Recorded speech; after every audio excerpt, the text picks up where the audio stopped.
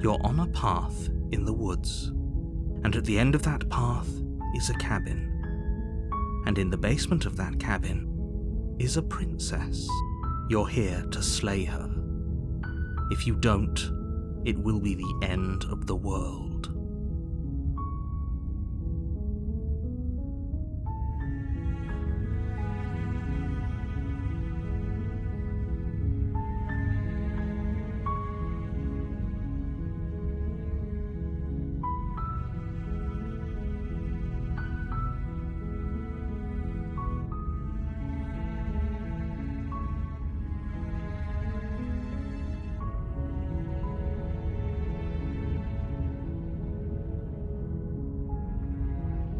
I'm talking about the end of everything as we know it.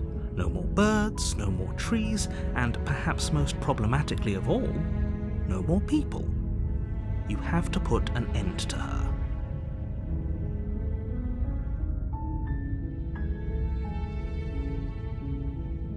Don't linger on the specifics. You have a job to do here.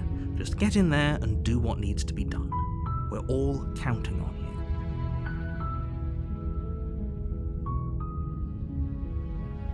Look, you're already on the path that leads to the cabin. Why would you be here if it weren't to complete a very important task? You've made it this far, you might as well reach the end of your journey.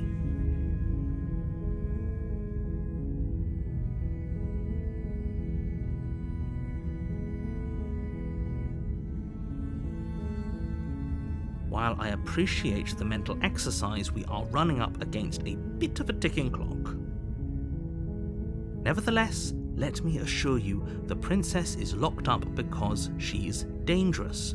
She is not dangerous because she's locked up. And before you decide to waste even more of our time by asking how I know that, let me suggest a more pragmatic lens through which to view this situation. Causality doesn't matter here, because the end result is the same no matter what led us up to this point. If the princess leaves the cabin, the world will end, and there is no changing that. It's no use arguing semantics over a metaphorical chicken or egg, because the egg is hatched and it's about to ruin everything. Unless, of course, you do your job and slay her.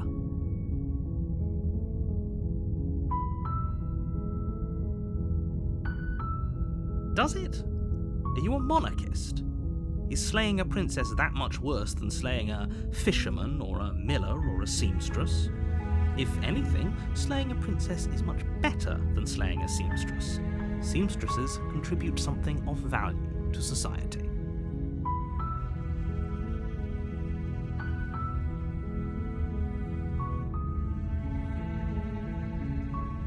Of course I haven't. Why would I even consider that? Nobody wants the world to end. I mean, maybe some people do, like nihilists, or very, very evil people, but surely you're not one of those, right?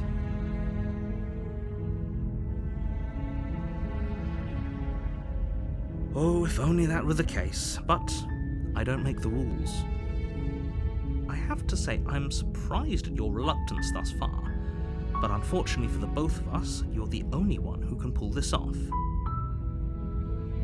Like I said, I don't make the rules, no matter how much I wish I did.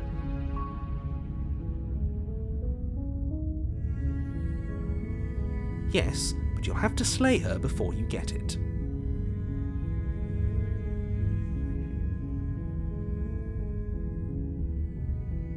It's a secret, but I think you'll like it.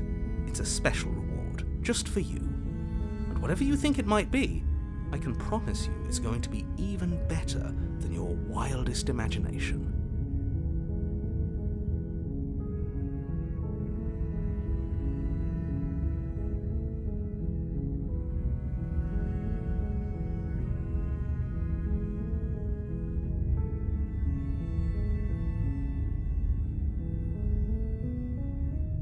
Then I guess we'll just have to see what happens, but a word of warning. If you go in prepared to hear her out, she could easily trap you in her web of lies. And the more you listen to her honeyed words, the harder it'll be to pull yourself out. Then each and every one of us is doomed. So sure, go, talk to her. See how that turns out for all of us. You make your way up the short path to the cabin. You'll find the princess within. We're not going to go through with this, right? She's a princess. We're supposed to save princesses, not slay them. Ignore him. He doesn't know what he's talking about.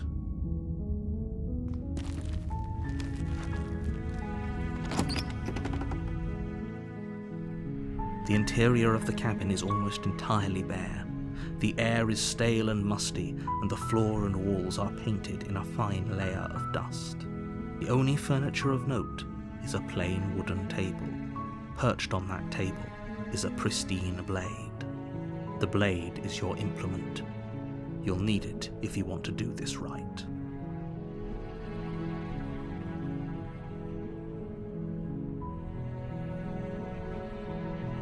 You take the blade from the table. It'd be rather difficult to slay the princess and save the world without it.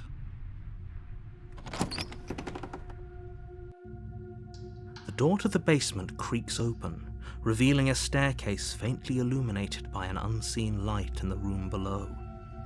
This is an oppressive place. The air feels heavy and damp, a hint of rot filtering from the ancient wood. If the princess really lives here, slaying her is probably doing her a favor. Her voice carries up the stairs. Who's there? She sounds dangerous. It's almost as if she's the one in charge down here. Don't let it fool you. It's all part of the manipulation.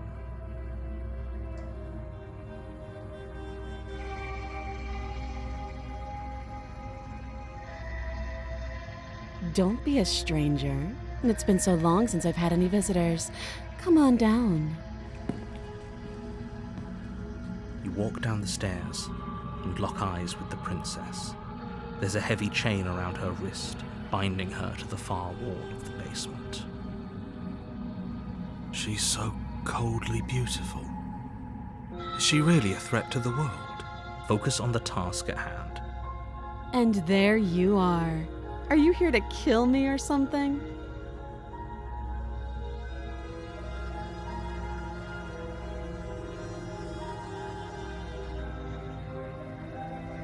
How about you drop the knife and the two of us just talk? Look how reasonable she's being. We should just drop the blade and talk things out. Don't you dare. It's fine. We can decide what we want to do after we talk to her. Maybe she really is a monster. Killing someone in cold blood isn't very becoming of us. The blade tumbles out of your trembling hands and drops to the floor with an unceremonious clang. Thank you. Against your better judgment, you step forward to speak with the princess face to face, unarmed. We'll be fine. I don't know what you're hoping to accomplish here, but I can assure you there's no reasoning with her. Just make sure you don't forget about the blade on the floor. You're going to need it. So here we are. What an awkward start to a relationship.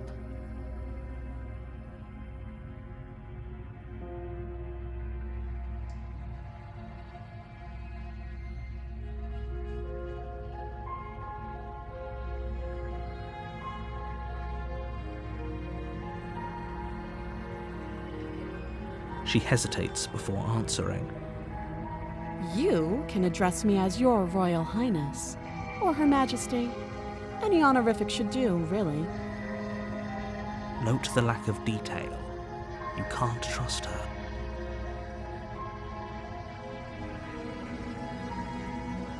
Too long. Again, she offers no specifics. No matter how hard you try, you'll never get a straight answer out of her.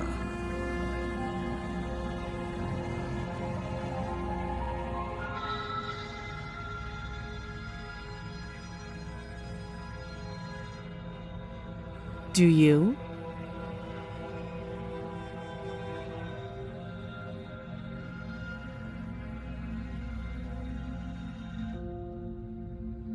So So, you're not going to share? How pointless. If you want to talk, I'll talk. But this isn't talking.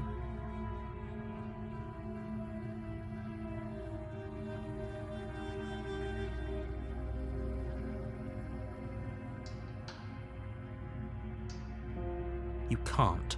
Don't bother. I'm guessing you don't have the key then. I'm sure there's a key somewhere around here, and if there isn't, well, we can always put that knife to good use. Her sharp eyes settle on the edge of the blade. She isn't suggesting what I think she's suggesting, right? She is. I'm sure of it.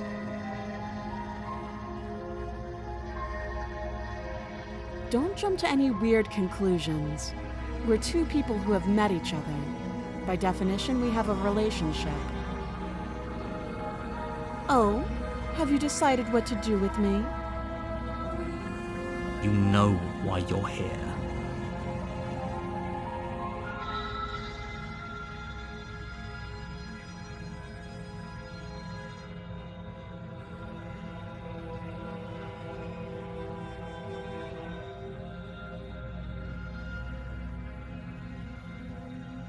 That seems like a pretty good compromise. Leaving her alive is too risky. If you don't deal with her soon, she will find a way out. One way or another, I'm going to find a way out of here. You can make it easier for both of us if you help. And if you don't, I can promise that you'll come to regret that decision. You have to make a choice.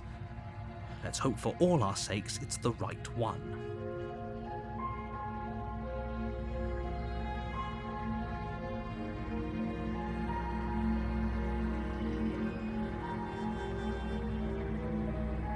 Oh, for the love of...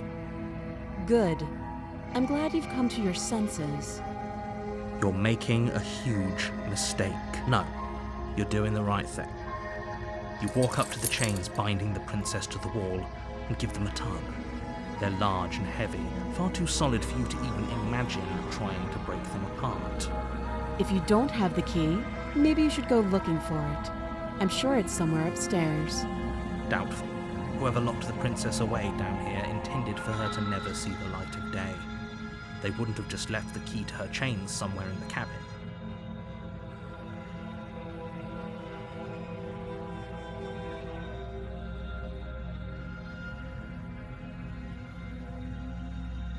That would be fine. I can lose an arm. She speaks with almost complete nonchalance. If we were stuck down here for long enough, I'm sure we'd be nonchalant about cutting our way out. Anything to finally be free. You attempt to make your way out of the basement, but the door at the top of the stairs slams shut. You hear the click of a lock sliding into place. Is someone else here?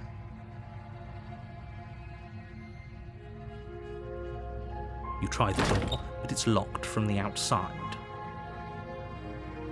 You're here to slay the princess, and you won't leave until the task is done. Your shouts and pleas are met with silence. I'll repeat myself once again. You're here to slay the princess, and you won't leave until the task is done. You make your way back to the bottom of the stairs. This would have been so much easier if you'd simply slain her like you were supposed to. Easier for whom? Easier for everyone. I heard the door slam. They locked you down here too, didn't they? The knife. Pick it up and cut me out of here. You won't like what happens if you do that.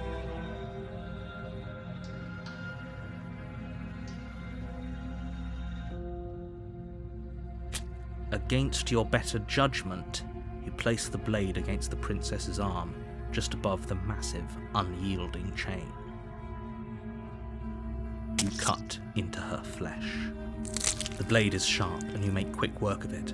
Before long, you're able to crack through bone, and she pulls the bleeding stub of her arm through the iron gauntlet. She didn't so much as utter a sound.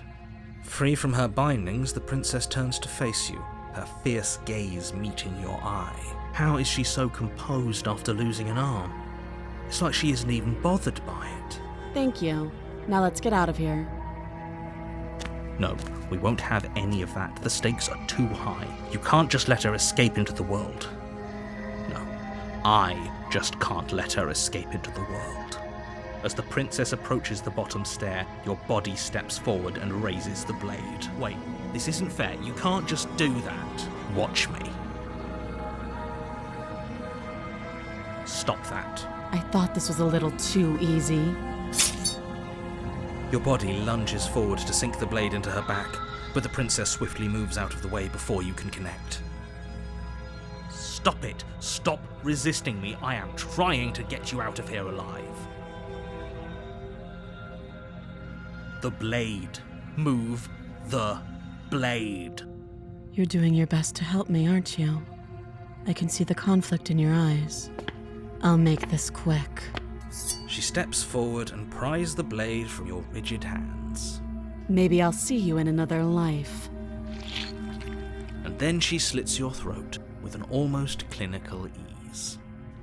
Her face remains unchanged as she watches you collapse to the ground, blood flowing from your butchered neck. This is the end, isn't it? I'm afraid it is. Everything goes dark, and you die. I hope it was worth it.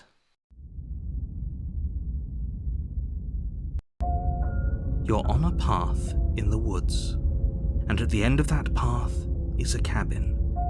You're here to slay her. If you don't, it will be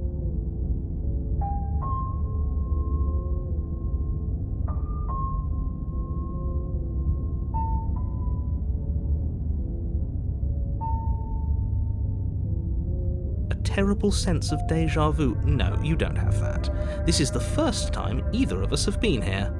Don't forget what he did to us the last time around. I wouldn't trust a word out of his mouth. There's got to be a way out of here, for us and for the princess. We just have to keep trying. I'm inclined to agree. If he doesn't remember what happened last time, maybe it's best to keep it that way. You know I can hear you two, right? It's going to be a lot harder than you think to keep secrets from me. And as far as trying to help her goes, need I remind you how catastrophically dangerous she is to the world at large? I told you about the stakes of this situation less than a minute ago.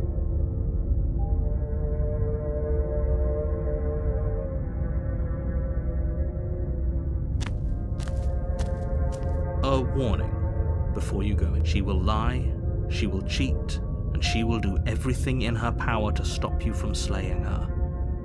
Don't believe a word she says. Yes, don't believe a word she says. Just go in, take the knife, and do what you're supposed to. Wink. Did you just say wink out loud? No, I didn't. Wink. Just ignore this clown and focus on the princess.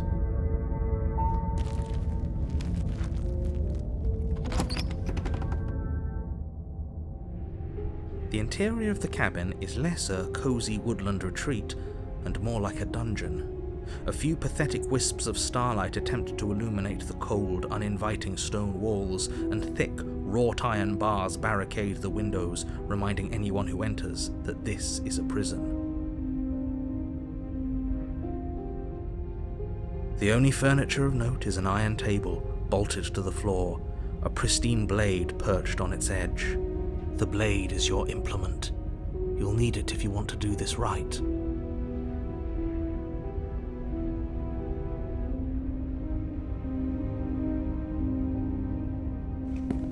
Walk up to the wall next to the basement door. It's a wall. There isn't much to see here.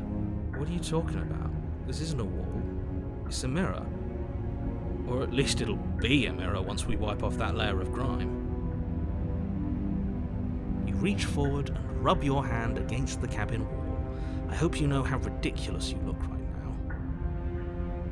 But there was a mirror a second ago. And now it's gone. If he doesn't want us to know about it, it must be important. We should keep our eyes peeled. Maybe it'll be back. You take the blade from the table. It will be difficult to slay the princess and save the world without a weapon. Good idea. Much better to be armed than to go in with blind hope alone.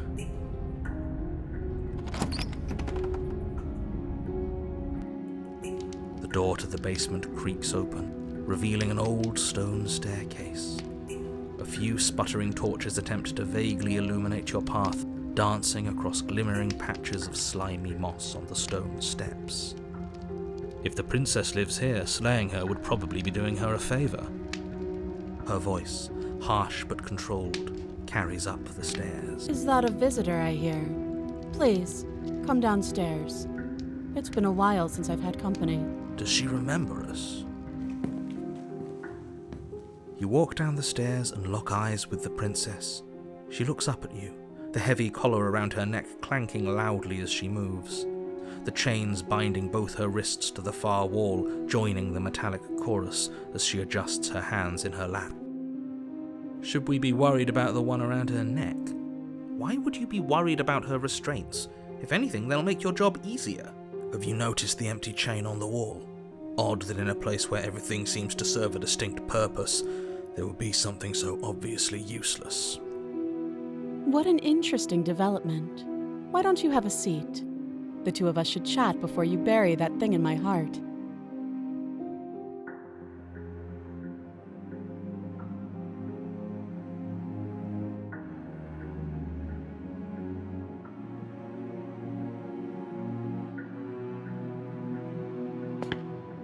You step towards the princess, but she stops you before you get too close, holding up one shackled hand.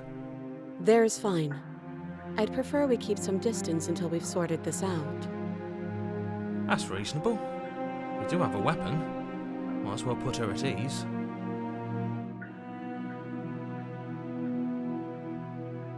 You do as she asks and sit on the floor, still a good distance away from her. Thank you. Now, what are your intentions for me?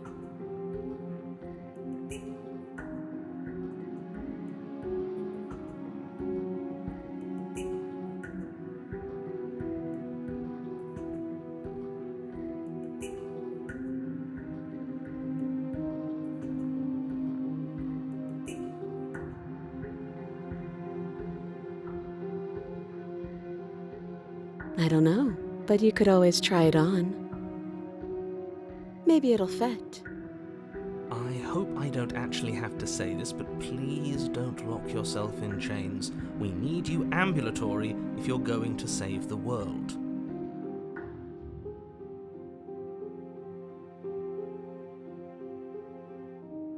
I wouldn't do that if I were you. And why is that? Do I even need to explain myself? It's a shackle and it's one without a key. Do you want to be stuck here like she is? And what? Is it going to lock the second we put our wrist into it? I don't know. Maybe it will. He doesn't want us to look at it. That's all the reason we need to investigate. But what if he's telling the truth? He isn't. I am.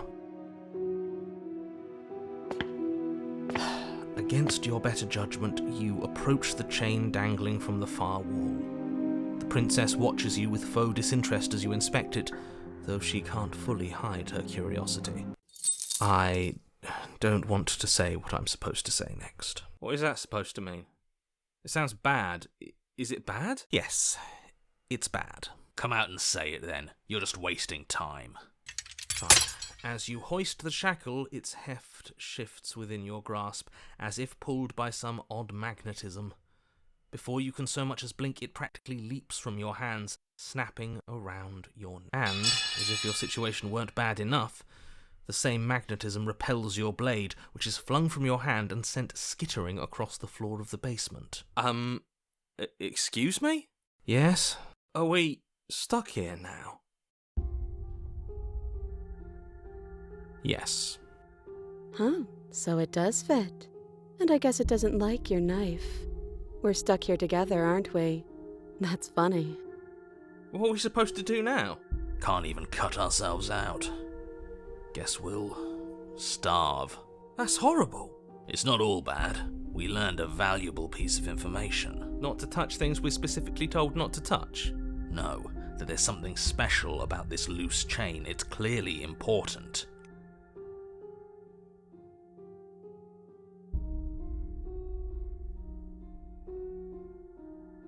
Yep.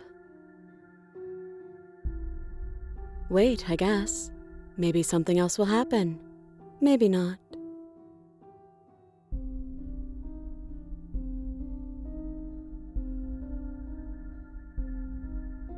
No. Nope. That's rude. You and the princess wait in silence, though neither of you knows what you're waiting for. But you're waiting for something. You're waiting for anything. This is so boring. There must be something we can do to get out of here. There must be something we're missing. But there isn't. Time passes. It passes and passes and passes. And the basement of the cabin remains much the same. It is cold and silent. At least the world is safe. It isn't. You're stuck. Too far away from both the princess and your blade to do much of anything. But she's not ending anything. She's just sitting there. Her very existence is a threat. It harms everything around it. How exactly does that work? It just does. But your line of questioning is interrupted by the passage of even more time. And after that, even more time passes again. And let me guess, the cabin remains the same. If time is passing, the cabin can't be the same. Even if the differences are small, they have to exist. That's just how things work. I suppose you're correct. Things are changing. The differences are small at first, a bit of weathering here, a bit of erosion there, but then they get larger and larger. I don't like small talk, remember? Still rude. You continue to wait in silence, and the cabin continues to change. The decay comes faster now. You can see earth through holes in the stonework, can watch lichen spread along the seams of the walls. That doesn't make sense. Has our entire concept of time changed? What happened to starving? We should have died by now if the rocks around us are starting to erode. She hasn't starved. I guess she hasn't. Even more silent time passes as you watch roots push themselves through the increasingly porous walls of the basement. Dirt seeps inside, flowing across the stone floor like a liquid, covering the ground and threatening to swallow you both. Time continues to pass, and pass, and pass, until suddenly, there are no walls. And then... And? I think he's gone. Would you look at that? We made it out of the cabin, and nothing bad had to happen to either of us. So this is the outside world. It's cold.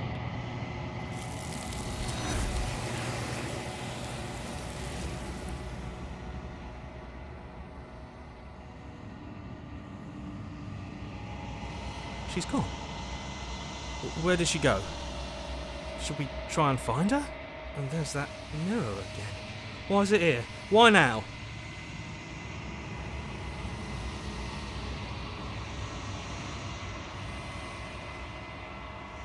It is. Does that mean the world ended? It must have. Do any of us know what the world ending is supposed to look like?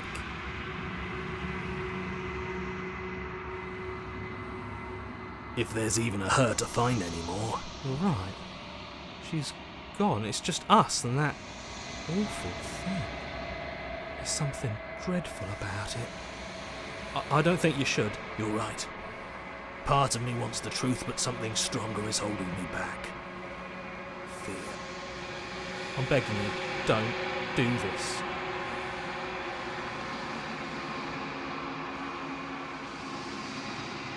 It's different now. It feels... I don't know. Final.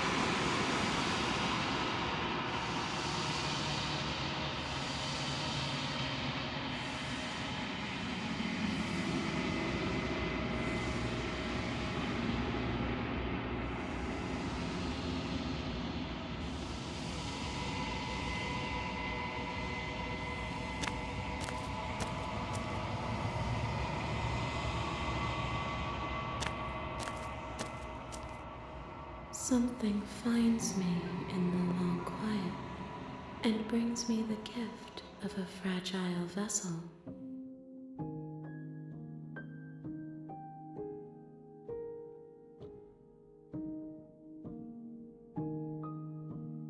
I am solitary lights in an empty city. What are you?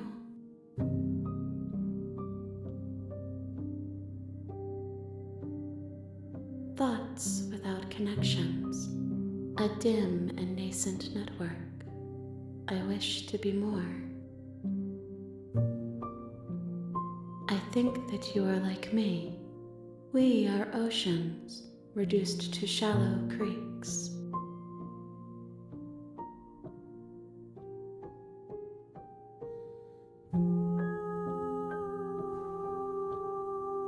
How can the world have ended if we are talking? Yes, nerves and fibers to feel the worlds beyond, perspectives to make my own. This one is cold and cynical. She has protected herself when others could not. She will make for a clever heart. Do not mourn her. She doesn't need to be protected any longer.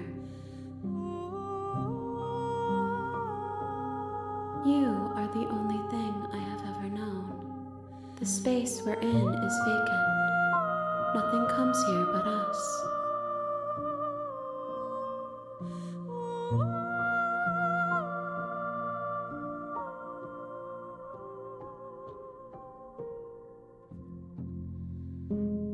I know only that they are.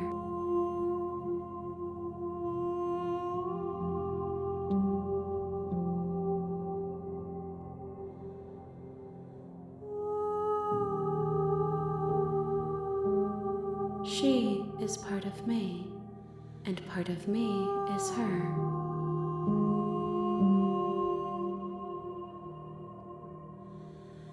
You speak in circles. Does it matter where one thing begins and another ends? You are familiar, but you are not me. I feel sadness, longing, hope as I witness you. Nothing as we are, but I know that there are worlds beyond us, and that we are meant to reach them. There is no exit, but this vessel is a creature of perception. She can make you forget, if only you believe her to be able to. Bring me more perspectives, so that I may be whole, and perhaps then we will know our freedom.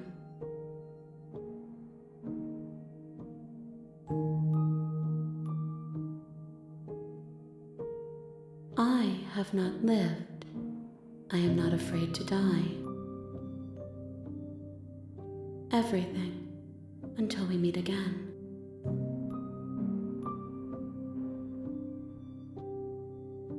More than you have found, but less than there are to find. I am infinite. The rest will find their own way home.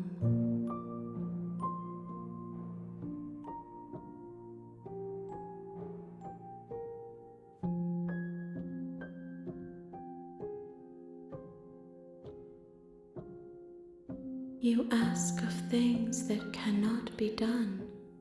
To destroy is merely to reshape, to remold. How can I know? I am flickers in something sprawling and unilluminated. Then we will be here forever, as we are now, unfinished, dry, hollow.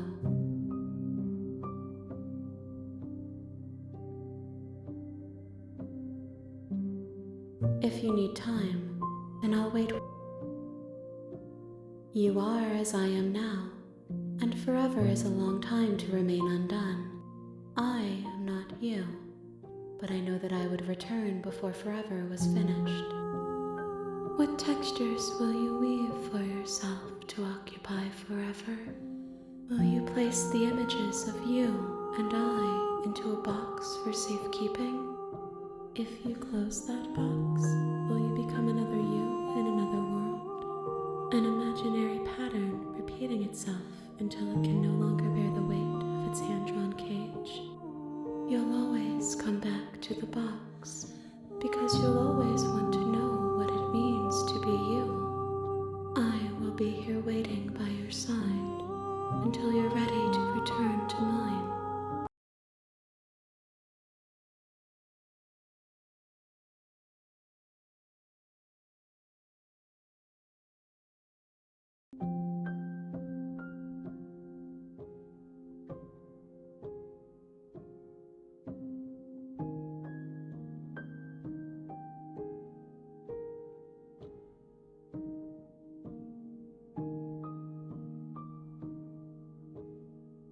She asks that I tell you to remember her.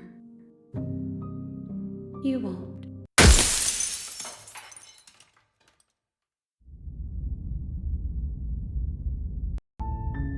You're on a path in the woods, and at the end of that path is a cabin. And in the basement of that cabin is a prince. You're here to slay her. If you don't,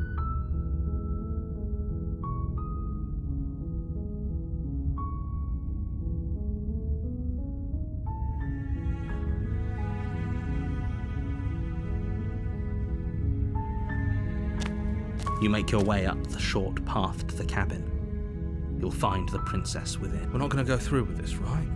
She's a princess. We're supposed... Ignore him. The end of the blade is your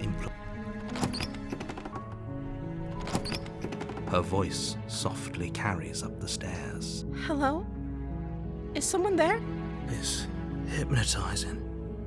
It's the kind of voice you only have to hear once to remember it for the rest of your life. Don't let it fool you. It's all part of the manipulation.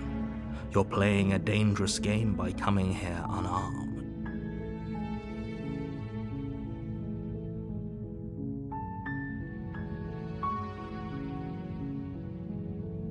Good. You're still listening to reason. It would be better if you had a weapon, but you may still be able to do what needs to be done. You walk down the stairs and lock eyes with the princess. There's a heavy chain around her wrist, binding her to the far wall. She's beautiful. How could someone like this be a threat to... I am begging you to stay focused. There's a lot riding on you here. Hi. Do you think you can get me out of these chains?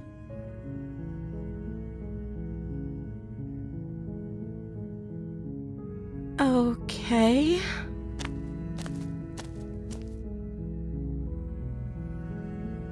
Oh. She pauses, carefully formulating her words before she responds. You can address me as Your Royal Highness. Or you can just call me Princess if Your Royal Highness is too formal. Is Princess her name or her title? What if it's both? Could you imagine being named Princess Princess? Like I said, you can call me Princess if you'd like. I'm sorry, I've been down here so long I guess I've just forgotten. I must have a name, though. Everyone has a name. Okay, that's weird. She hadn't even thought to pick a name for herself. Hopefully you're starting to see that she can't be trusted. Go back upstairs, get the blade, and slay her before it's too late.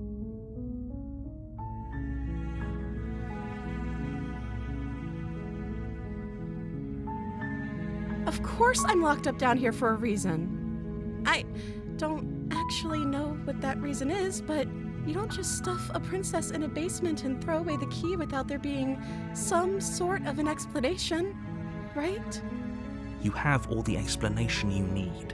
You should know better than to trust whatever she comes up with. I don't see what that has to do with anything. This is the only time this is ever going to happen, but I agree with the princess. That's hardly relevant. Okay, but actually, what has she been eating? She has to eat, right?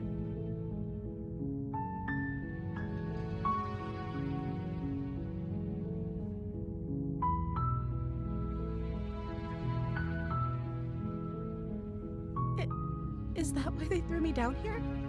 But I don't want to hurt anyone. I like the world, I think. I don't remember much about it, to be honest. I've been down here for so long. That's... How long has she been locked away? Did they tell you how I'm supposed to end the world?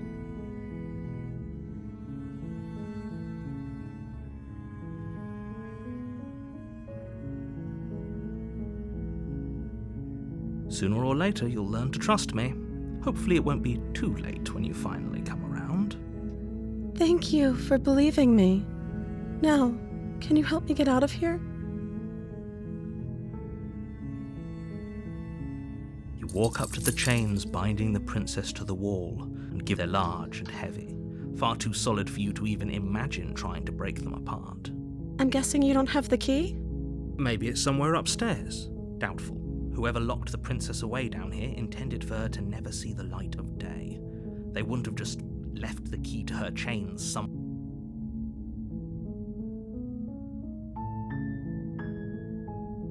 Maybe there's some way to break the chains?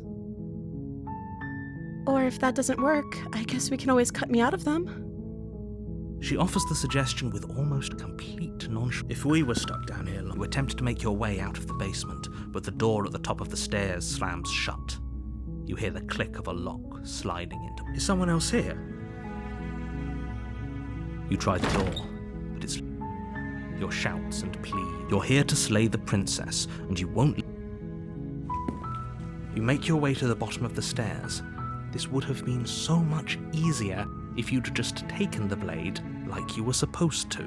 Easier for whom? Easier for everyone. Look at the mess you're in. I heard the door slam. They locked you down here too, didn't they? There's a slight panic rising in the princess's voice. If I could just get out of these chains, I know we could force our way out of here together. She barely hesitates before raising her arm to her mouth, her teeth tearing through her limb with the determination of a trapped wolf. As she rips her flesh from her bone, a sound comes from behind you, the clang of bouncing metal. It's the blade from upstairs. You're not sure how it made its way down here, but if there's a time to strike, it's... Or we could use it to free. You won't like what happens if you do that.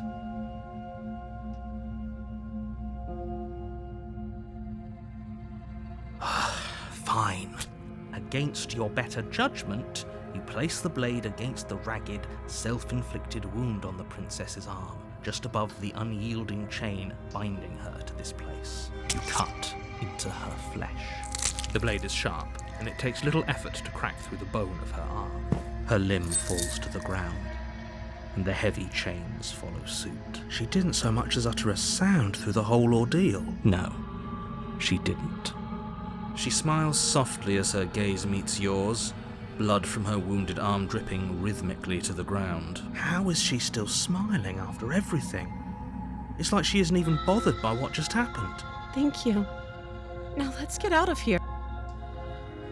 No, we won't have any of that. The stakes are too high. You can't just let her escape into the world. No. Wait, this isn't watch me. What are you doing? Stop that. Something's come over you, hasn't it? You know you don't have to do this, right? Your body lunges forward, the blade held low, ready to sink into her heart. But the princess dodges, stumbling back against the wall before the blade has a chance to connect. Stop it! Stop trying to resist me. I'm trying to get you out of here alive. The blade! Move the blade! As your body remains frozen in stubborn resistance, the princess takes a cautious step forward. We both know this isn't you. She nervously reaches towards you and takes the blade from your infuriatingly rigid hands. What are you doing? I'm sorry. I'll try to be quick. She plunges it into your chest, tearing through flesh and sinew. It is agony. But you aren't dead yet. Oh no! I'm so sorry. Stay strong. We can tough it out until it's done. For her sake. For her sake? Don't you start pretending that dying a painful death is some sort of heroic gesture. The two of you have literally doomed everyone. Whatever. She sinks the blade into your chest again and again and again, and you feel every inch of burning pain that slices its way into your body. I'm sorry. She doesn't know how to use a knife, does she? Apparently not, though it doesn't matter how sloppy her knife work is, does it? A stab wound is still a stab wound, and it won't be long before you bleed out. I'm so sorry. With one last thrust of the knife, your legs give out beneath you. You collapse to the floor, your blood pooling around you, your limbs unresponsive. The princess stares down at your ruined chest as tears carve rivulets of pink down her blood-spattered cheeks. It can't just end like this, right? Oh, that's rich coming from you. As much as I'd prefer for things to have gone differently, I can't deny the reality of what's happened. The two of you made your choice. It's over. Everything goes dark, and you die. You're on a path. You're here to...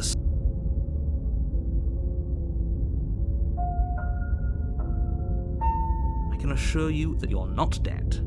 And to answer your second question, you're here to slay the princess. I literally told you that a second ago. If he doesn't remember what happened, then maybe it's best to... Yes, he didn't approve of us last time, did he? If we're going to save our beloved, we'll have to be sneaky about it. Our beloved? Yes, you'll have to be very sneaky about your intentions if you're going to try and save the princess. Ah, so all of the cards are on the table. Then you should know that we and the princess are in love, and the four of us will be foiling any and all assassination attempts you've got in the works. We'll see about that. Whatever you do, just be sure to ignore him specifically. Sounds like he's the sort who'd sacrifice the whole world for a peck on the cheek. What can I say? A world without love is a world that isn't worth saving.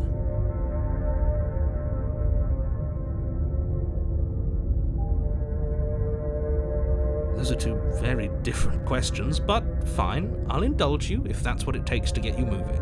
Let's say for a moment that this really is the second time you've met me, or at least a version of me. You died last time, which probably only happened because you didn't listen to me. You were the one who did us in, villain. Well, not you in the literal sense, but you did everything you could to stop us from rescuing her. Oh, I wonder why. Maybe it's because the entire world was at stake. No lone princess is worth that price. I beg to differ. I'm not going to argue with you. I'm just going to take a deep breath and assume that whoever is making the decisions here has the common sense to ignore your protestations. Anyway, I believe your second question was, what's the point of doing anything? If you're asking that, it sounds to me like you're making the rather dangerous assumption that your actions last time around didn't have any consequences. What do you mean? Of course there weren't any consequences. You forced the princess to kill us, and now everyone's right back where they started. That sounds pretty consequence-free to me. Yes, but in this purely hypothetical scenario, that begs the question of how you got back here. Did time simply rewind itself, or were you instead transported to a different world entirely? If it's the latter, what do you think happened after you died? Do you think the people there lived happily ever after? Or do you think that the princess, left unhindered, brought about the end to everyone and everything, just like I told you she would? She would never. She's a perfect angel that you cruelly imprisoned as part of some convoluted, dastardly scheme. Convoluted? I don't know how this premise could be any more simple. Princess bad, stop her, save everyone.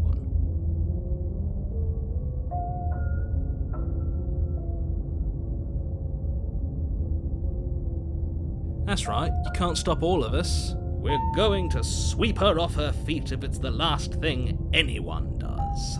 Are these really the sorts of people you'd like to align yourself with? You're not at the cabin yet. You still have plenty of time to reflect on the situation. I just hope for all our sakes that you make the right call. Just be quick about it.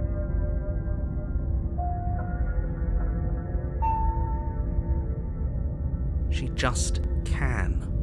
Believe me, I wish I could tell you more, but you'll just have to trust that what I'm saying is true, and that, despite it all, you're fully up to the task that's been given to you. Maybe it's her beauty that threatens the world. Sure, it's her beauty. Why not? And before you ask, no, we can't just keep her down there. If you don't slay her, she's going to find a way out. It's unfortunate, I know, but it's just the way it is. People locked her in that basement, and I told you what this place is. It's a path in the woods. Don't overcomplicate things.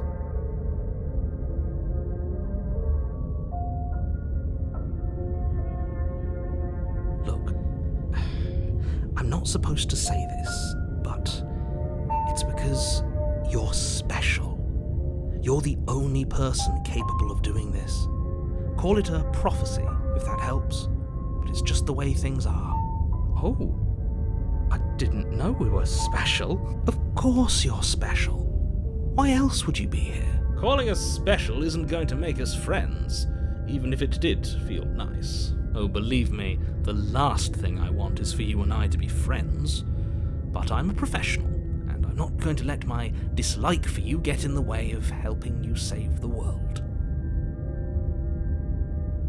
I've told you everything you need to know. Going into more detail would just overcomplicate an otherwise very simple situation and make your job more difficult. Not to sound like a broken record, but the less you know about her, the better things will go for all of us. I know it sounds like I'm hiding something, but you're just going to have to take me at my word. Great. Now, if you don't mind, the whole world is waiting with bated breath for you to save it from ruin.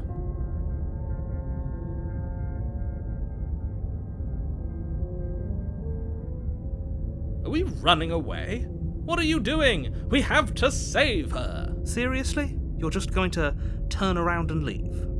Do you even know where you're going?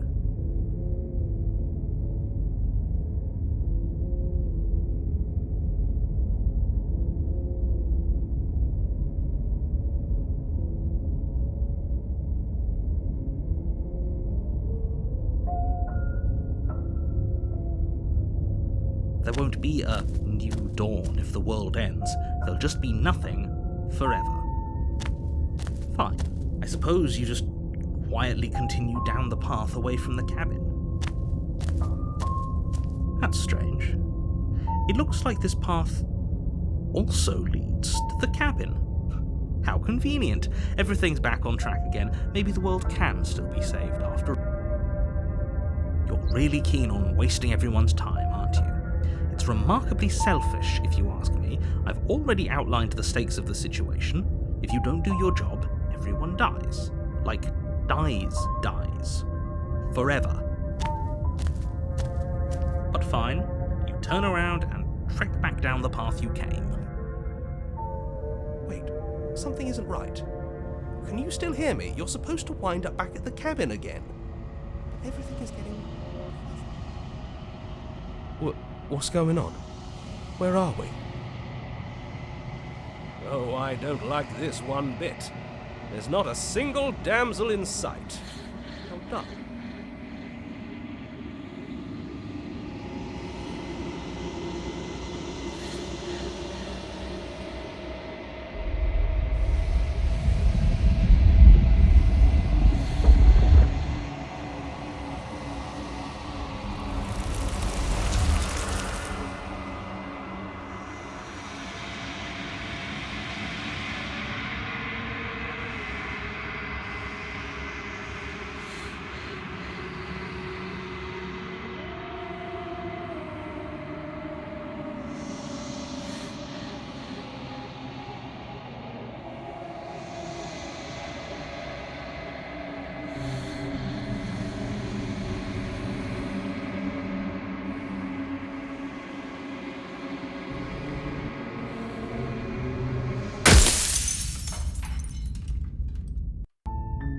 You're on a path. You're here to slay.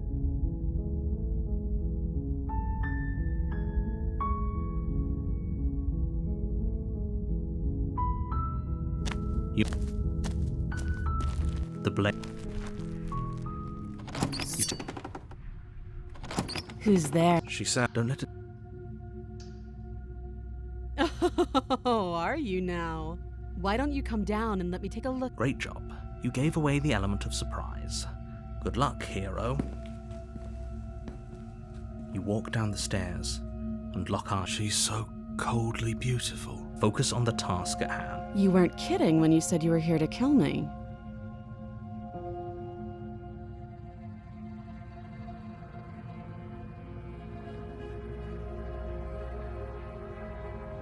How about you drop the knife and the two of... Look, don't you dare. It's fine. We can decide what we want to do after we talk to her. Maybe she really is a monster. You ignore the trembling in your hands and tighten your grip on the blade. You poor thing. Your hands are shaking. All Are you scared of me? Because you should be. You step forward, your grip on the blade tightening as you steel your resolve. I'm probably chained up in this basement for a reason, right?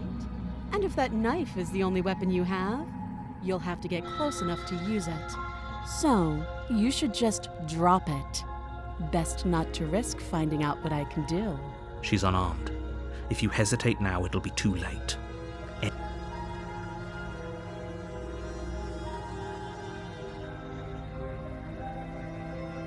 I'm positive. I'm not. But we'll keep our eyes peeled. If she has a weapon, she'll have to draw it before she can use it. Hesitating?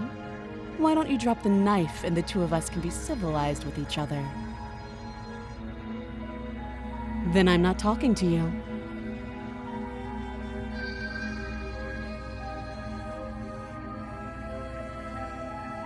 You stare at the princess, squinting. She squints back. The two of you are going to do this forever, aren't you? You squint even harder. So does she. At least nobody's dying right now. You're going to have to make a choice. You can't keep squinting forever. Eventually, someone is going to have to blink. You charge the princess, blade in hand, but unfortunately your earlier suspicions proved correct. A blade of her own slips down her sleeve and catches you in the neck. Blood sprays from the cut, your severed carotid artery painting the princess with strokes of red. You'd better finish your task quickly before you run out of... With the last bit of your will, you press forward, sinking the blade deep into the princess's heart. Oh.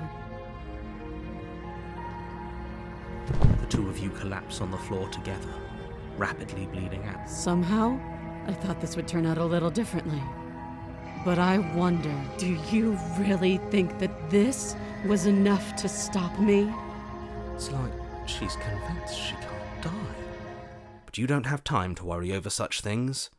Everything goes dark, and you die. You're on a path in the... You're here to sleep.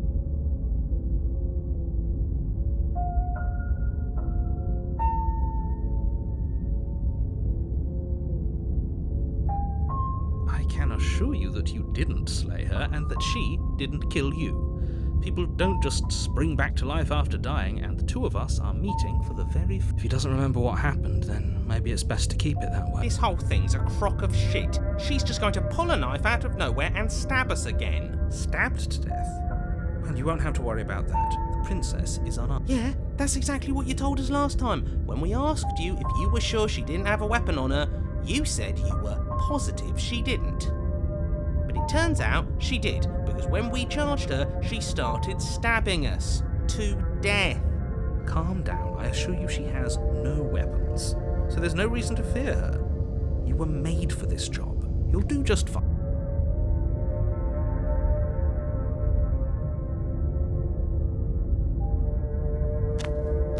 A warning.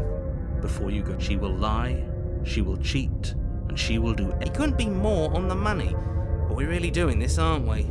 I'd say you're lost, but I'm stuck here with you. We know what to look out for this time. We know to be careful. Just stay focused and... The interior of the cabin is a jagged mess of warped wood and broken boards, their splintered edges as uninviting as shattered glass.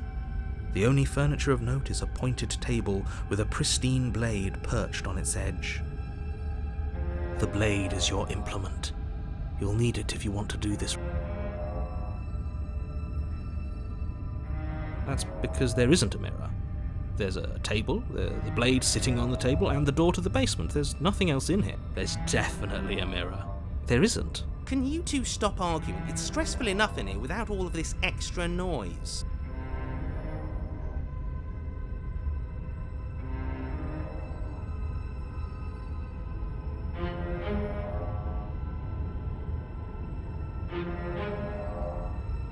I care less about that and more about whether we're being lied to.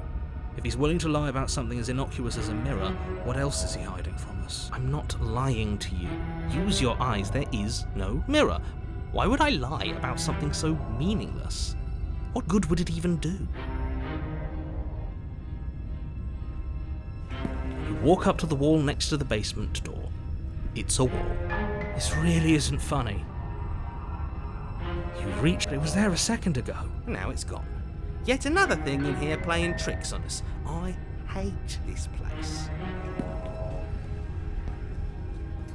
You take the blade from the table. It would be difficult to slay the princess and save the world without a weapon. Feels a bit better to have a weapon in our hands. Let's make her hurt for what she's... The door to the basement creaks open, revealing what must once have been stairs. The fractured slats look as if they've been torn from their source and violently jammed into the wall. The air seeping up from below has an almost metallic quality to it, like the smell of fresh blood. And you can hear what sounds like the rhythmic scraping of metal coming from down below. If the princess lives here, slaying her would probably be doing her a favour. That's right, scraping. I told you she has something, I told you. That sound could be anything. It's probably just her chains dragging across the floor. I am begging you to get out of your head. Her grating voice carries I hope you've come to rescue me. I've been stuck down here forever. There is something so wrong with that voice. Yeah, she thinks she's better than us, like she doesn't even have to put on an act this time. As you descend the final step, the form of the princess comes into view, her sharp eyes following you from across the room. I wonder if she remembers us. Finally, somebody. Quick, get me out of these chains. We're not safe here. Come on now, we're not falling for that, are we? She's trying to trick us, but she can't hide that threatening edge to her voice. She just wants us to get close, to let our... If she sounds threatening, it's because her mask is already slipping. She knows why you're here. You are armed, after all. What are you waiting for? You are here to rescue me, right?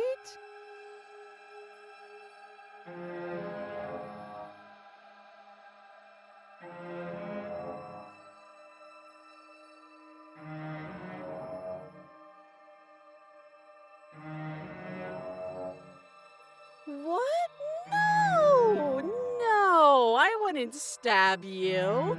I am just a sweet, innocent princess trapped here for no reason.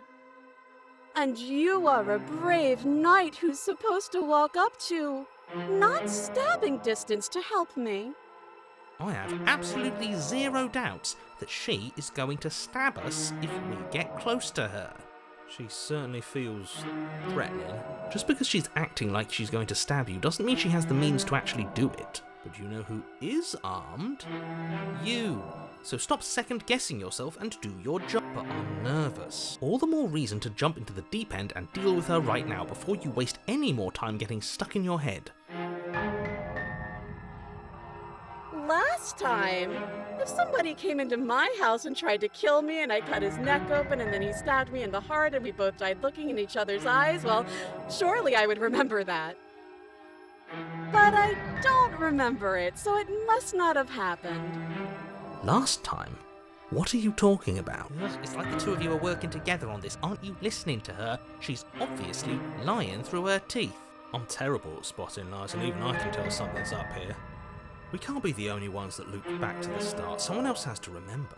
Yes, something is obviously up, and we can all tell that she's lying. The thing she's lying about is how dangerous she is, not dimension hopping or time travel or whatever it is you think you're doing. Would I just lie? Would I just lie to your face and tell you a thing I remembered happening didn't happen just so I could stab you again? I mean, just so I could stab you for the first time. Aha! She slipped up there. She said again, and her taking it back doesn't count. Do you hear how deranged you sound right now? Please stop dawdling. This is only going to end with violence. Postponing the inevitable is only going to make it worse for you when it actually happens.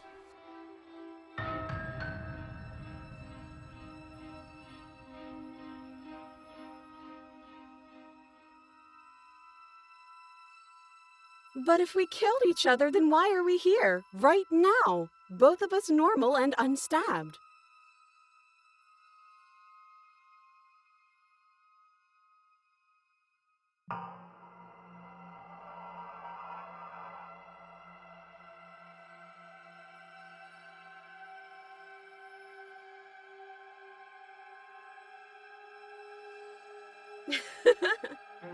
That doesn't sound like me. How many more times does she have to vaguely threaten you before you finally decide you're ready to deal with her? We're clearly still figuring out our angle. We don't have the luxury of watching this from a distance. Oh, I'm sorry, do you think I'm in a position of luxury right now? You're acting like you are. My entire world is at risk. Then maybe you should behave with a little more humility. A bit of self-deprecation would go a long way. No, I have my dignity. Fine. And will continue to treat you exactly how you deserve to be treated.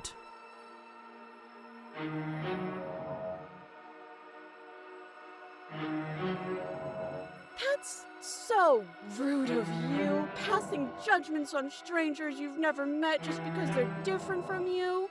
How would you like it if I did that, huh?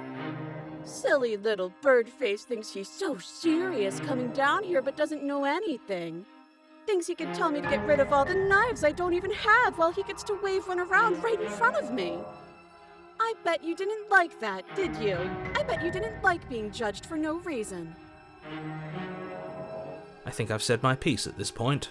I think we all have. But if you want to keep exhausting your questions, it beats getting stabbed to death.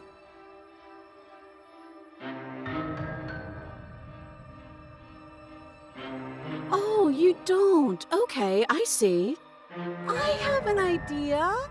You should come over here and stare directly at the chains. You won't be able to find a key if you don't know what it's supposed to look like, so you better come right within close staring distance just to be sure. Okay, I'm bored now. She's bored. That's absurd. She doesn't get to be bored. Not in a way that matters. She's a prisoner. Shit.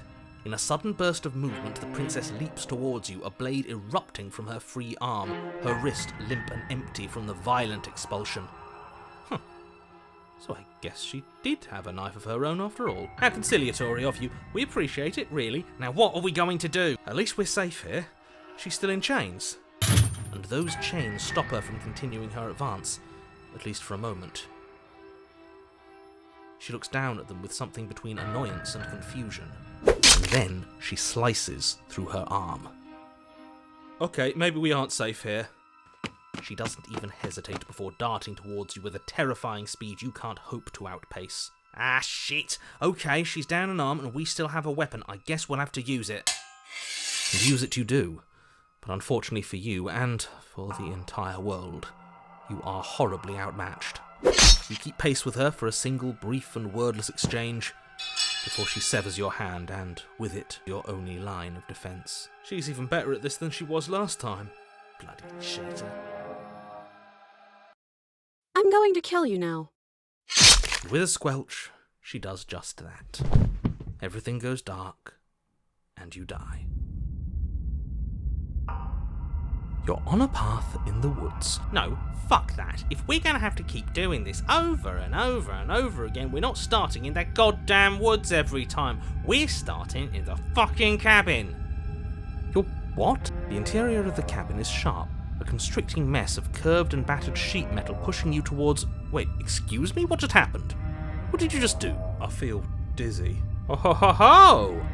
I guess I took us to the cabin, didn't I?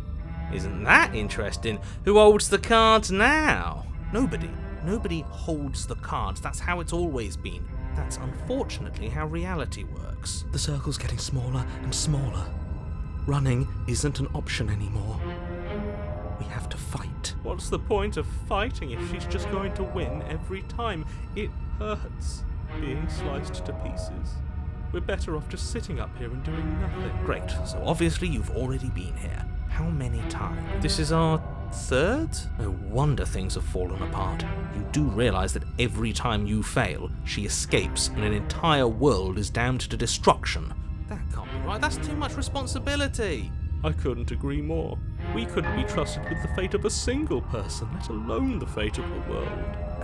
Let's just stay focused, shall we? The only furniture of note is a bent metal table. A pristine blade perched, we take it. Okay, sure, you take the blade before letting me finish telling you it's there. It would be difficult to slay the princess and save the world without a weapon. This feels right. We just have to keep our senses sharp. That's right, we've got to be able to win eventually. And what if we never do? Don't be like that. I know things are hard right now, but we got to stay positive. If they're confident, then I'm confident. So, are you just going to stand there, or are you going to head to the basement like you're... I'd love to get started just as much as you would, but how are we supposed to get down there? You walk through the door. You do know what doors are, right? But there isn't a door, it's just that mirror again. There isn't a mirror. You really messed things up, didn't you? It's like you can't even see reality anymore. I can feel the air coming up from behind it, stinking of iron and steel. He might be right. Could be a trick. If our other senses can't feel it, then we can't trust it. You make your way to the door at the end of the room, stopping just in front of it. You really must think you're looking at a mirror. Well, it doesn't exist. Just reach forward and open it. Let's just move it out of the way without looking. I don't want to see us. I'm sure we all look awful after dying twice. Let's just fumble for the handle and be done with it. I don't care what we look like. I care about getting to the end of this mess. Oh. You reach forward and place your hand on the door to the basement. And the mirror's gone. How surprising. It was never there. Just an illusion. Guess it's time for us to see her again. Just stay focused and you'll be fine. You step forward, but you don't get a chance to linger on the basement stairs. They are smooth and flat and metallic, an unintentional and unfortunately slippery ramp that quickly sends you skittering to the bottom. Your body tumbles onto the basement floor and the form of the princess comes into view, standing at a distance. She gives you a wry smile. Hi, it looks like you don't have a way out, so I'm not going to play dumb anymore. But don't worry about how bad you did last time. That's part of the fun.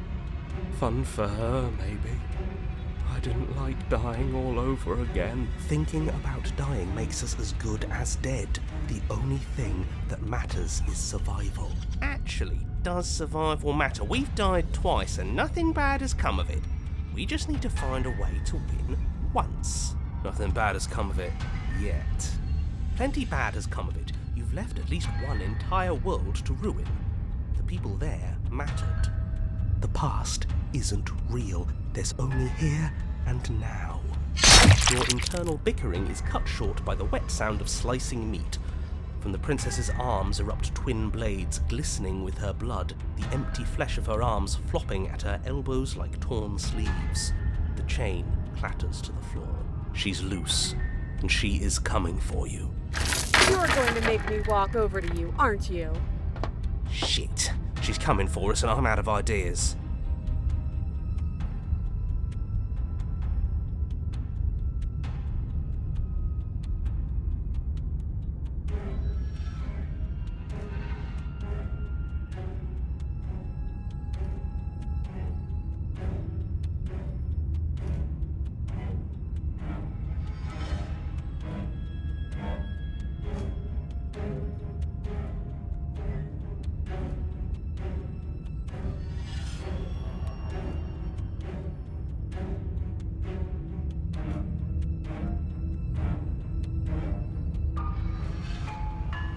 Now, I've tolerated quite a bit from you, but this is a bridge too far. Please don't try romancing the princess. She wants to kill you. She's going to end the world if you don't stop her. Yeah, do we have to flirt with the murderous monster? I'd rather not. It's not like she wants us anyway. I'm fine with it. Let's see where this goes.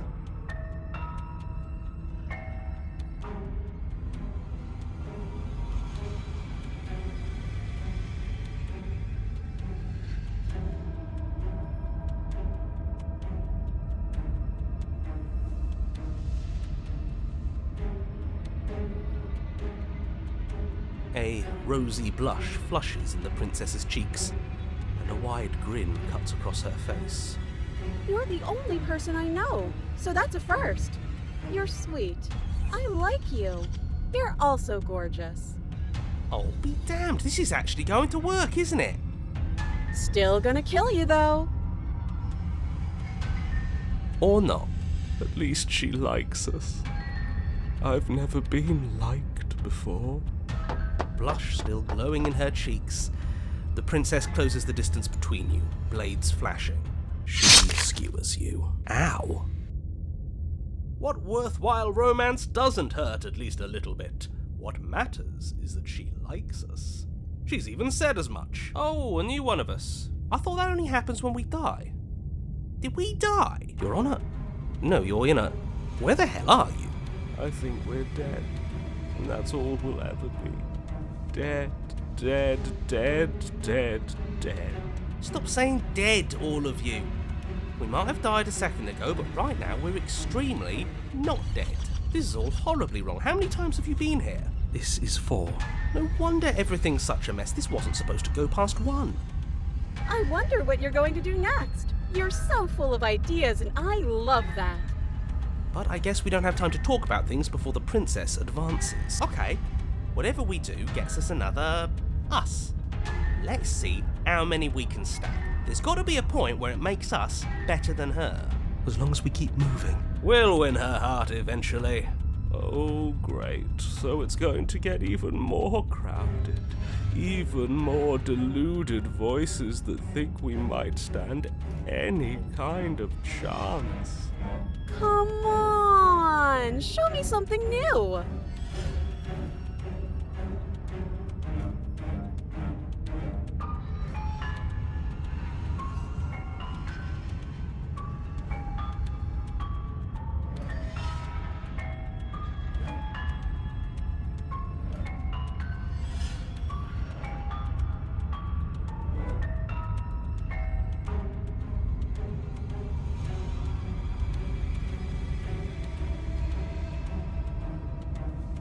Let's appeal to her better nature. We haven't tried that. I'm sure she'll listen to reason. She skewers you. Well, there's more of us. Let's see if that helps. We just have to hit her harder. She skewers you. You'll have to be trickier than that.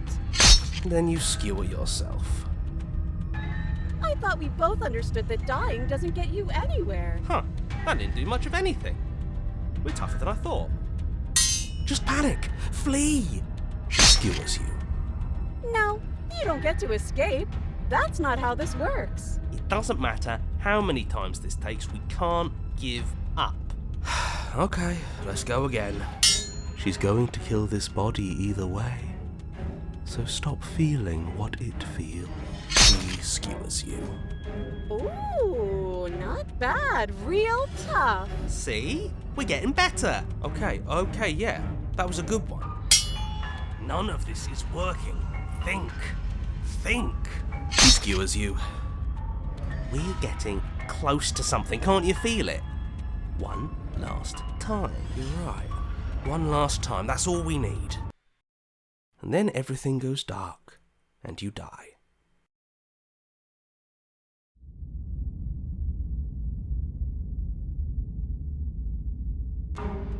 Your Honor, don't lose your head. We're in a cabin and we'll take it from here. Everything feels like it finally fits, doesn't it? We're up here, which is different, and different is good. And our steel claw is already in our hand. Ho-ho! What if? Throw it out the window. Over my dead body. That won't be very hard. We've died a lot. But I can't say I mind anymore. Besides, what better way to die so very many times than at the sharp hands of a beautiful woman? Sure, I can think of a better way to die. They're all the same, really. How about we stop thinking about horrible ways to die? I don't want us to accidentally manifest anything. The only thing we're gonna manifest is finally ending up on top.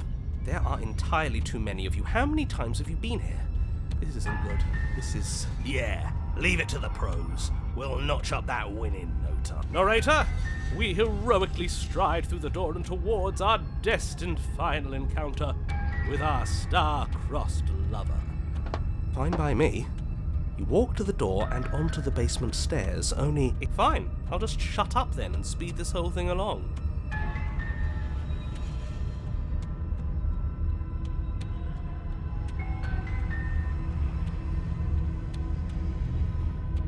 Are you sure you don't want me to describe the stairs?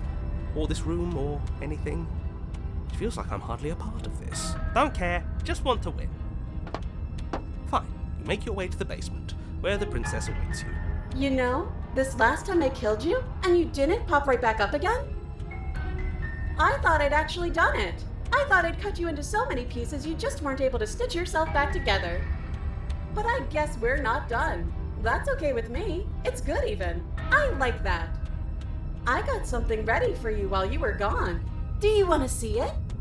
I'm not going to wait for an answer. I'm just going to show you. It's worth it though. Just you wait. And not for very long, because I'm going to do it right now. Are you going to say what she does? Do you want me to talk now? Well, yeah, she says she has something new. I want to hear about the new thing. Yeah, me too. I think I speak for all of us when I say that I would like to hear you describe her new thing. Really? Okay then.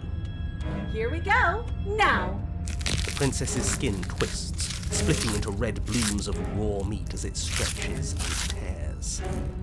And then it erupts.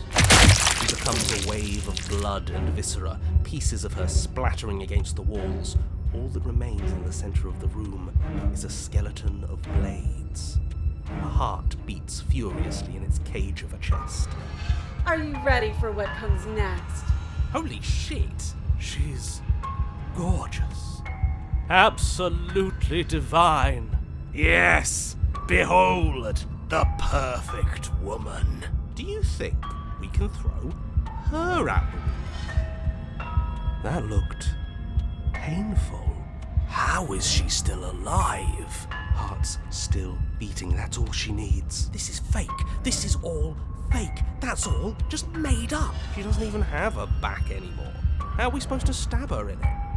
This is all just a sick joke. I hate existing. We're screwed. I quit. I'm done. Forget it. This All right, is all sir. just a This Forget it. All right, sir. What just happened? It's so quiet. Something feels different about you. It almost makes me feel different. Like I should actually take this seriously for once.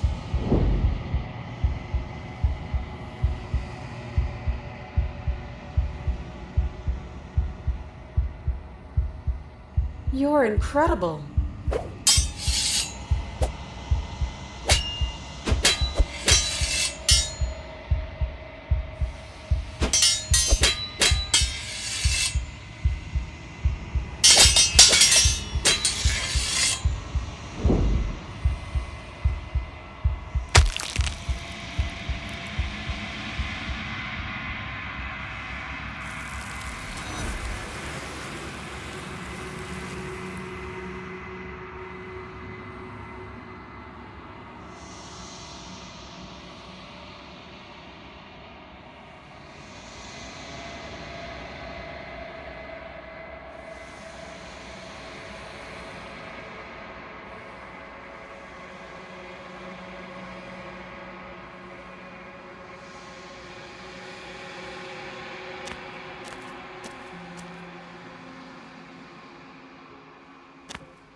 When I found you in the long quiet alone, I was terrified.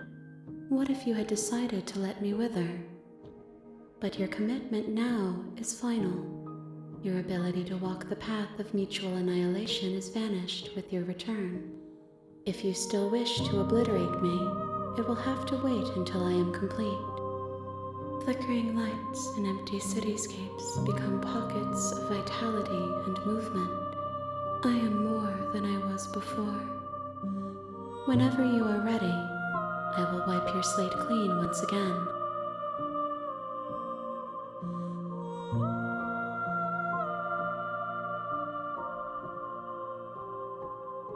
Is a child the same as an infant? I am an unbroken pattern, but every vessel gives fresh perspectives and carves new avenues of expression. I am different, but I am the same.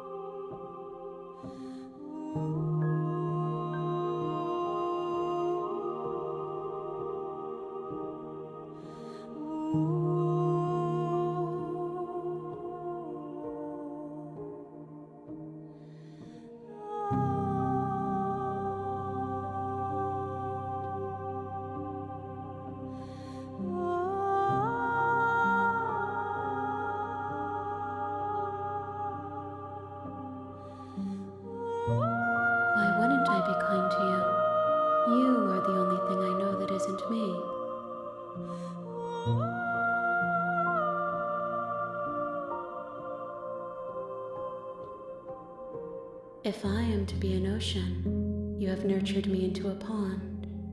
My waters are shallow and murky, and I yearn for more perspective. You will have your rest in due time, and I am sorry for the burdens I place on you.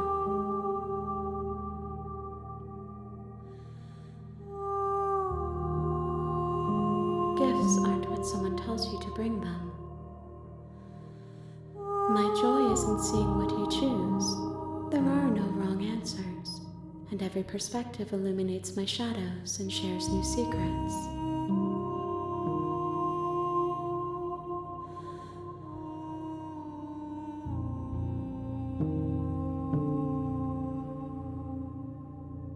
The vessels are shaped by memories of you, but their impulses are drawn to the edge of the long quiet. To them, you are a gate to something more, and any hurt you've caused them is understood as a fair price for freedom. But they are only thoughts and perspectives. They are not me. The wounds they've suffered carve texture around my heart. Without them, I would be as I was before. I would be alone and without sensation. I could.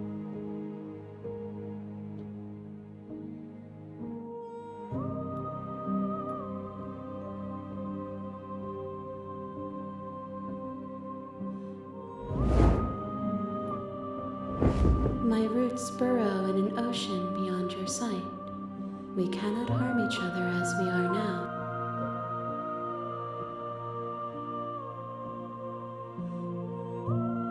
My preference is for you to show me what you would like me to see. I cannot know the ways I wish to grow, for I have yet to feel them. It is you who guides me down the thin trail of perspective and memory.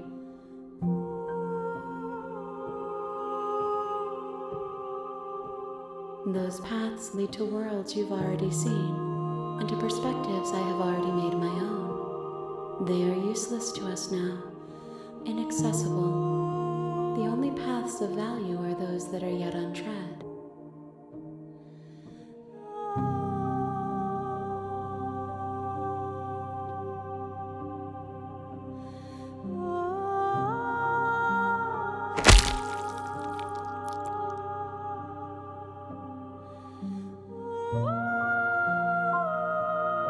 There's nowhere for you to be but here.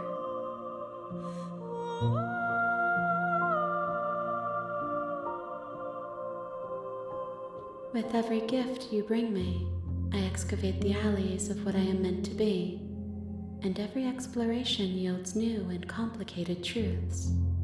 What I will be is different than what I am, and what I am, I cannot tell you what desires I will hold when I have changed. But in this moment, all I want is to know myself and to know you.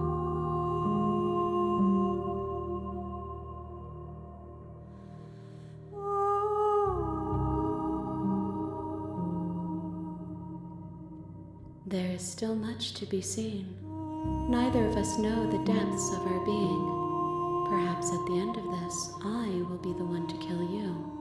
Or perhaps we will leave this place together and find new horizons to discover.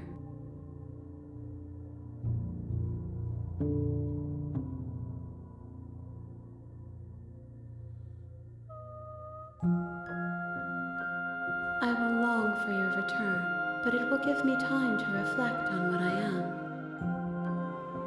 We will meet again.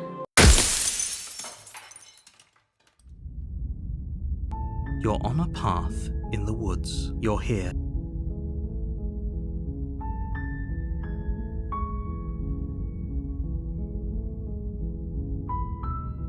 That's the spirit. You make the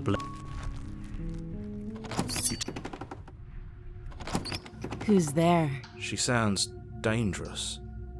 It's almost as if she... Don't let it fool you. Good. You're still listening to... You walk down the stairs and She's so... focus on the task at hand. And there you are. Are you here to kill me or something?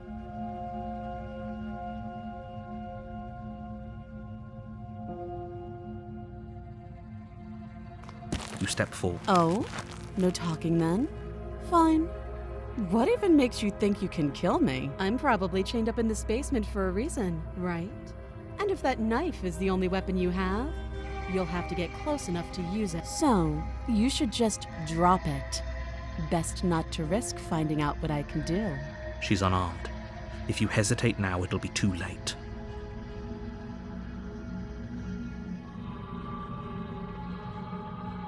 You lunge forward without a moment's hesitation. You feel flesh easily give way and look down to see your blade already sinking deep into her heart. Oh, this is it, isn't it? I'm almost embarrassed. I should have seen that coming. But I have to wonder, do you actually believe this was enough to kill me? It's like she's convinced she can't die. Yes. Even as she lays there dying, she entirely believes herself to be alive, but it's over, isn't it? She stopped breathing moments ago, that arrogant look still plastered on her face. But is it over? Really over?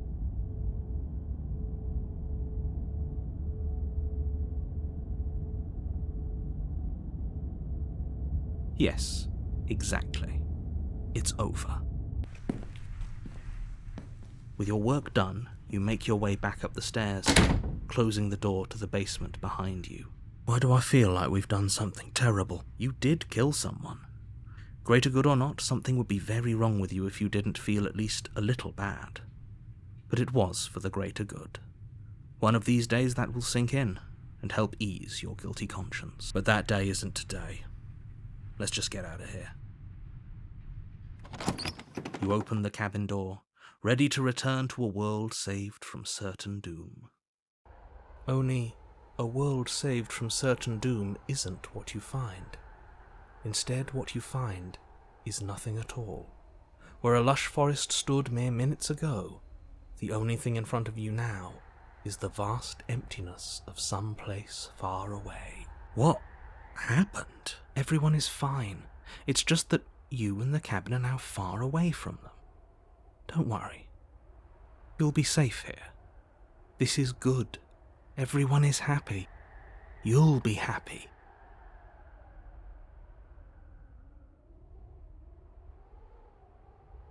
This isn't an ending.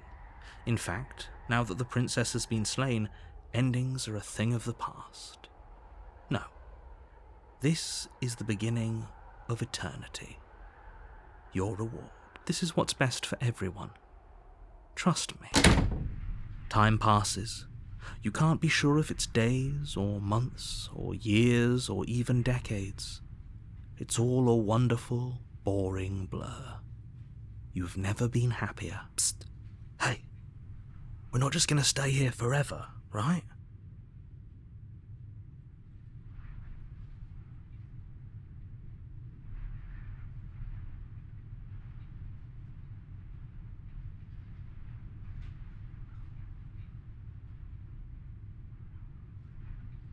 Are we really happy? Or is he just telling us that we are?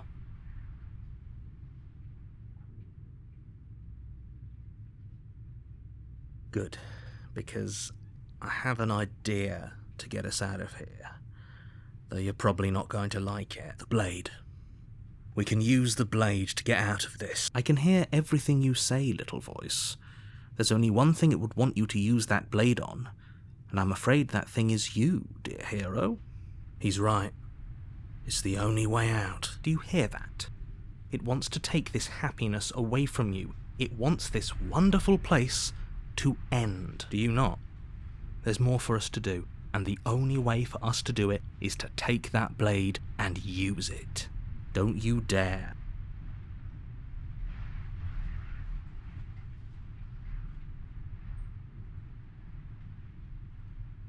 How astute. You are absolutely correct.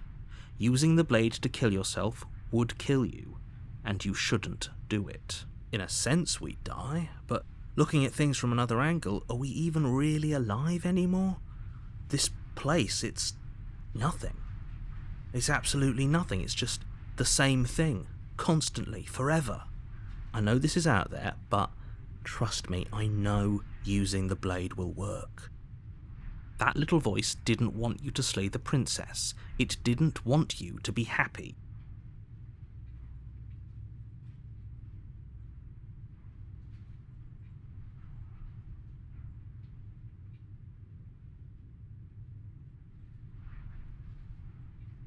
What a relief. I suppose we've got all the time in the world for you to change your mind. More happy time passes, though the word begins to lose its meaning. Time, that is, not happy. Happy still has plenty of meaning. Please, shake yourself out of it. We have to get out of here. The little voices, please, fall on deaf ears. Eventually you pass into a blissful state of pure existence. Though words like eventually and pass ceased to have any meaning to you long before that shift, you simply exist. Happy. Forever. You have already committed to my completion. You cannot go further astray.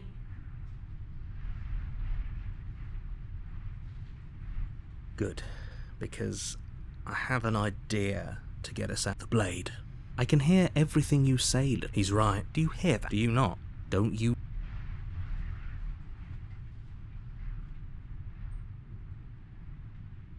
If we die, you can yell at me all you want. I made this happy little place for you. Is this not a good enough reward for saving the world? An eternity of bliss? You ingrate? Fine.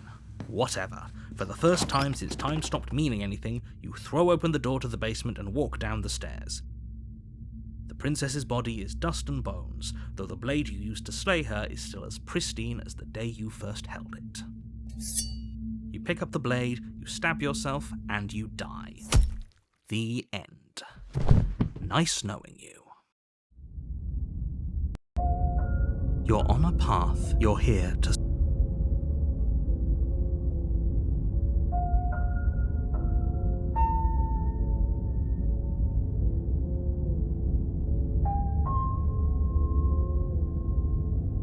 My tricks? What on earth are you talking about? We've just met for the first time. If he doesn't remember what happened, then maybe it's... That's fine.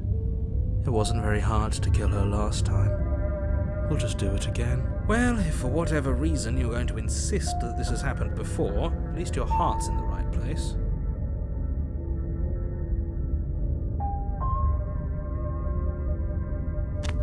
A warning. She will lie. The interior of the cabin is cold, a soft odour of dirt permeating the air. Cobwebs flutter in the corners. You can hear wind whistling outside, banging the shutters against the windows. The only furniture of note is an elegant antique table with a pristine blade perched on the edge. The blade is your implement. You'll need it if you want to do this right. It feels like no one's been here for a long time. Like I've been saying, she's dead. We killed her already.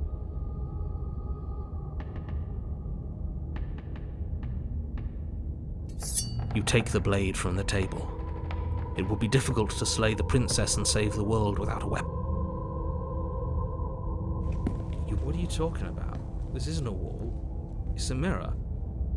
Or at least it'll be a mirror once we wipe. You reach forward and rub your hand against the cabin wall. I hope you know how ridiculous you look right now. But there was a mirror, and now it's gone. Let's not spend much longer worrying over it. Clearly it's not even important enough to be acknowledged. The door to the basement groans open, revealing an old banister and a creaky wooden stairwell. Everything is coated in a thick layer of dust, and you can feel it settle into your lungs as you breathe in the stale air. The very building itself feels dead. If the princess lives here, slaying her would probably be doing her a favor. The room below is silent. Nobody's here. Naturally. As much as I appreciate the optimism, you shouldn't be so sure. I guess we'll just have to go down and see. As you descend the final step, the form of the princess comes into view. A skeletal body, lying in a heap on the floor, its wrist still bound to the wall by a thick chain. Okay, she's definitely dead. It's just like I told you. Before you have a chance to finish your thought, the top of a head appears from underneath the floor.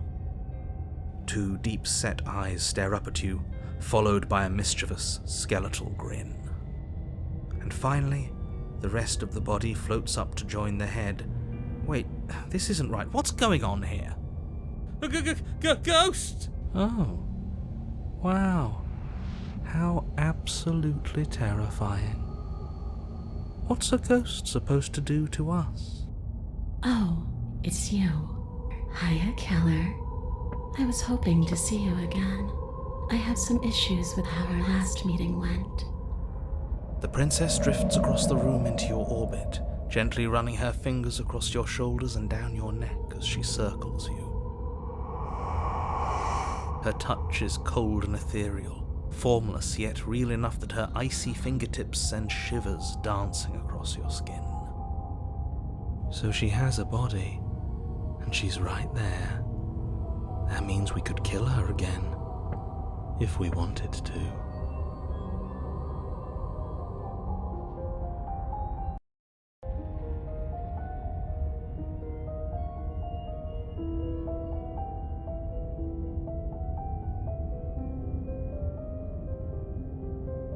I see you brought that annoying knife again. So, are you waiting for a chance to use it? Or are you here for something else?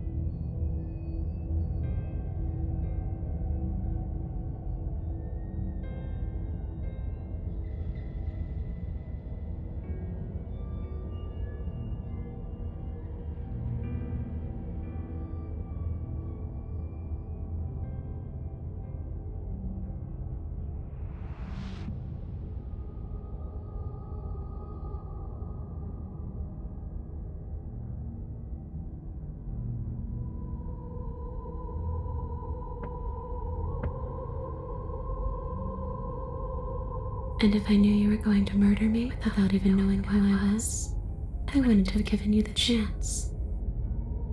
We all make mistakes.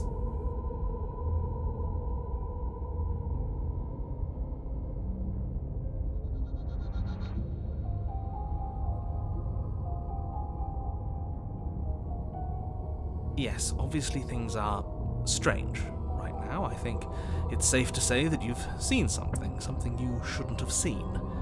Whatever worlds you've hopped between, whatever versions of me you've met, none of that matters now. There's no changing what's already happened, but you have a job to finish. Finish? How? We already did what you told us. And now she's a ghost. You haven't tried slaying her yet this time, though, have you? And then what? And then you'll have saved the world. I think he's asking about what happens after we save the world. If that's even still an option. What do you mean, after? You already know what we mean, don't you? So why don't you go ahead and tell us? You're going to try and lock us away in a timeless void again? Because I didn't much care for that. I'm not going to lock you anywhere. What an interesting choice of emphasis.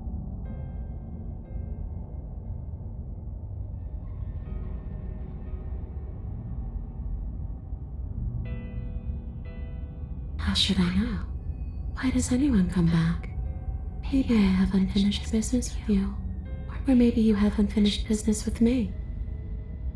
All I know is there's a hole in my chest. Not the big obvious one that you put there. There's something older and deeper. A nagging reminder that I'm not where I'm supposed to be. Home.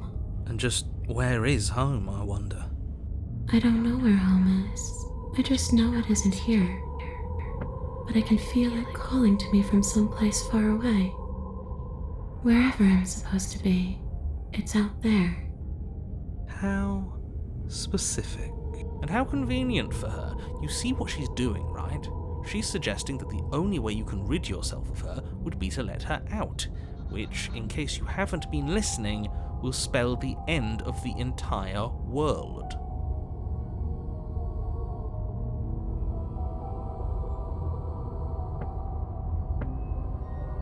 No, those bones are just a body. They aren't me. Bury them, smash them. It won't do a thing. But you can help me. This place won't let me leave. At least, not alone. I've tried. Before you came back to me, I explored every inch of this place, even the spaces between the walls. But I never found a way out. I always wound up right back here. Maybe we should just leave. If she can't get out on her own, then why do we have to do anything? We could probably walk out right now and everything will be fine. Hasn't got out and can't get out are two very different things. It'd be dull anyway. It's more interesting if we make a choice. But you can come and go as you please, can't you? So, let me hitch a ride. After all, you owe me. Absolutely not. Is she asking if she can possess us? She is. But I hope I don't need to explain why you can't let that happen. It would be catastrophic if she managed to escape this place. And if you let her in, there is very little anyone could do to stop her. Would she be able to see us if we went along with it? Now, isn't that an interesting thought? We could finally bring her face to face with him. I wonder what she would have to say to the one who wants her dead so badly. You won't like how things play out if you go down this path.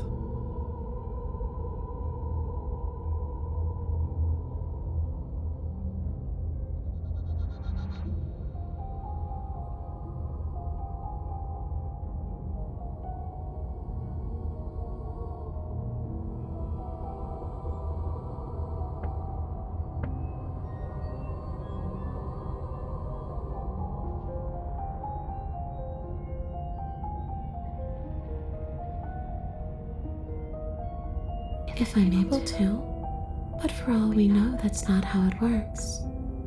Maybe I'll wind up stuck with you for a long time. Don't much like the sound of that. It's crowded enough in here as is. It could be the best way to trap her for good. Doesn't seem like it would be very easy to end the world from inside someone else's body. That is a very dangerous train of thought.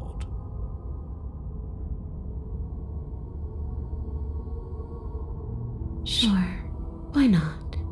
That doesn't sound very reassuring. I can't believe you're even entertaining her right now. I mean, just look at her. Do you think she has good intentions for her murderer's body? Of course she doesn't.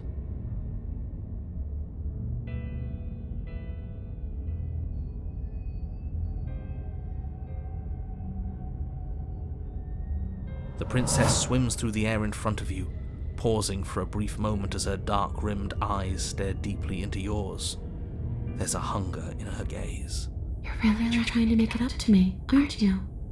Thanks for being a pal, killer. I mean it. What are you doing? Don't just let her in. How many times do I have to tell you? See you soon. She rushes forward and then she's gone.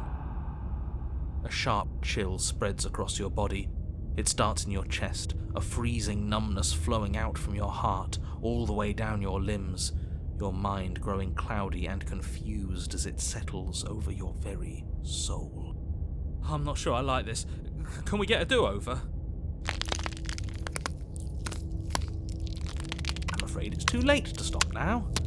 The numbness gives way to a stabbing pain. your muscles twitching and convulsing violently, each involuntary movement causing more waves of agony to ripple across your body. You collapse to the floor, and everything goes dark. Come on, you. You've got to get up. I know everything feels heavy right now, but we still have to get out of here. Your eyes flick back open as you get your bearings, your vision swimming as... So this is what it's like to be you, huh? Disembodied voice narrating your every move? So, it doesn't work like that for you? Clearly it doesn't, or she wouldn't have commented on it. All these shards of broken glass on the floor, are they also supposed to be you? Hey, I'm not a shard of broken glass, It's okay. You can finish your thought. I'm a voice? I'm me is what I am. Who cares what we are? We exist. That's all that matters. You don't have to fight. We'll all be out of here soon. No, it matters. What we are matters. If I'm a shard of broken glass, then that raises some questions about certain other voices in here too.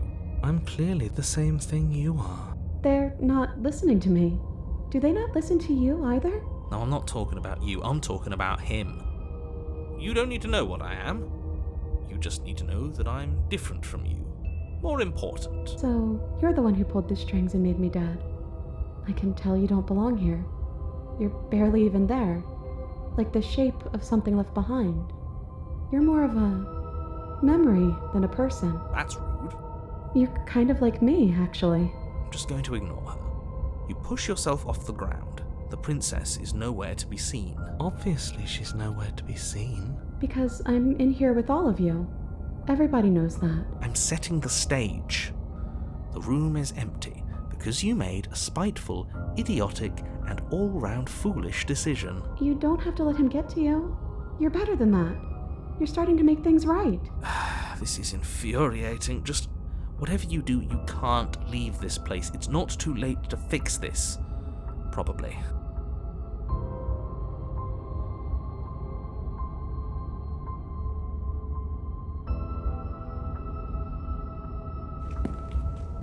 Your legs, weary with the weight of the princess's spectral form and clumsy with the cold that still pervades them, stumble towards the stair. I'm just trying to get home. You don't have to act like it's the end of the world. But that's exactly what you leaving this place is going to be. You don't know that. I do. Wait, if she has a home to go back to, doesn't that mean that her leaving won't end the world? It doesn't mean that at all. It could mean that wherever her home is, it's outside of the world. Yeah, but it has to be somewhere, doesn't it? And if it's somewhere, then it's part of the world. I suppose it's all a matter of perspective. Where does the world end and something else begin? Does the destruction of one open a door to another? Or is it the same world reborn? Against the backdrop of the inane conjecture of meaningless little voices, your body continues its ascent up the stairs, staggering through the open door. For how much you hate her, you aren't doing a whole lot to stop us from leaving this place. Maybe the bossy one doesn't actually hate me. Maybe he even likes me. Or maybe he just knows that he's been in the wrong. Maybe he's trying to make amends too. Not at all. I'll have you know that I do hate you, and I will continue to hate you for as long as I am able. It's just the weight of it all. It's too much for me to do anything other than describe and dictate. And whine. This body wasn't made to hold you and the princess. If you want to renege on your cataclysmically terrible decision a minute ago, well, you're the only one that can make that happen. You continue slowly to the door, your feet like lead dragging across the floorboards, growing heavier with each step. We're so close. Thank you, thank you, thank you. If we get out of here, I won't even care that you murdered me anymore. You lift your shaking hand and rest it on the door handle, but you pause before you open it, exhaustion sapping what's left of your will. Was exhaustion really the best you could muster up? It's over. There's no use stalling. Let's see what happens next. Shit. But exhaustion wasn't enough, was it? The handle clicks as you twist it, and then the door groans open. Collapse to the ground, you and the princess, free from the confines the cabin. As you exhale from the effort, you look up and see. Yes? Nothing. He's gone, and so is everything else. So we did slay him after all. He had it coming, I suppose. But what about us? Are we just stuck here in nowhere forever? Did taking her out of the cabin really end the world? We're still here. Yeah, but that thing you said earlier, are we not part of the world anymore? Are we in some world that exists after the world ends, or on top of the other world but not in it, or have we never been part of the world? Okay, I've heard enough from these two. Let's see if I can pop out.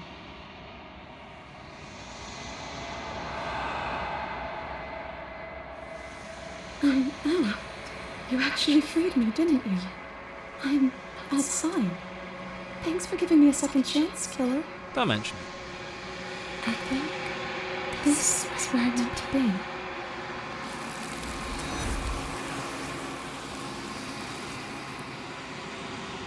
And there's that mirror again. Why is it here? Why now?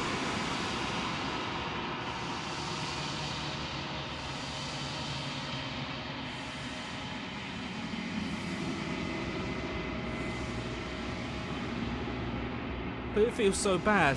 Like looking into it right now is going to be the end of everything. You don't need to comfort him.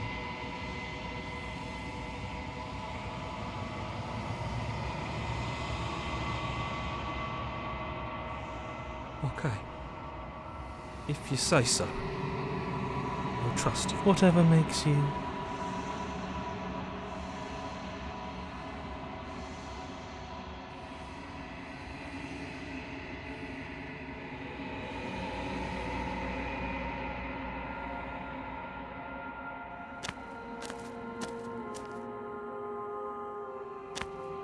I am a growing chorus of contradiction.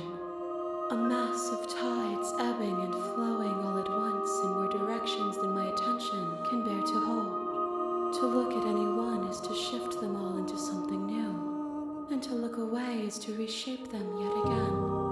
All of me is changing, and yet the rest of me is still the same.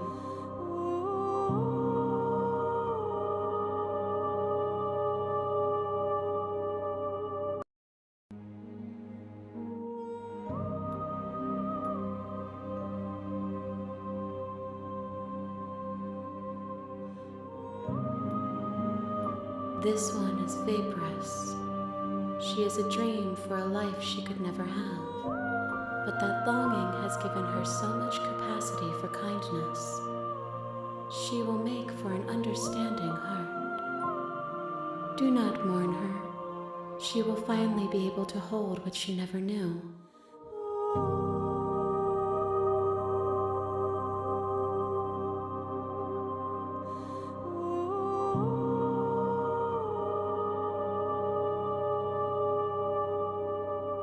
If that remains your choice when all is said and done, then you may try. But know that I do not wish you harm, even if you attempt to destroy me.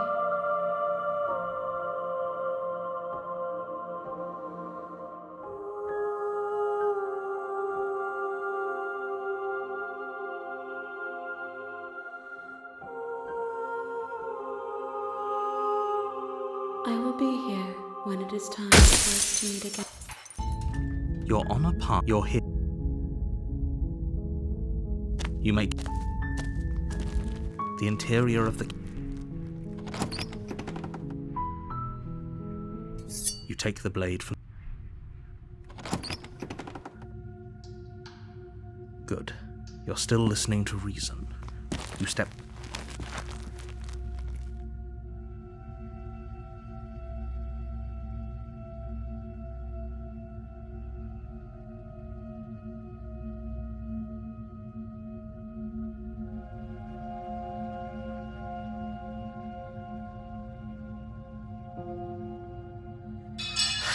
Thank you.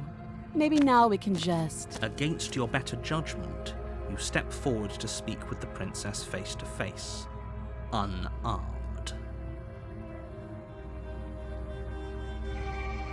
Don't just tell her that. That's cute. Do you believe that? Do you think if I'm supposed to be capable of ending the world, then how did I wind up here, chained to a wall? Have they told you why I'm allegedly so dangerous?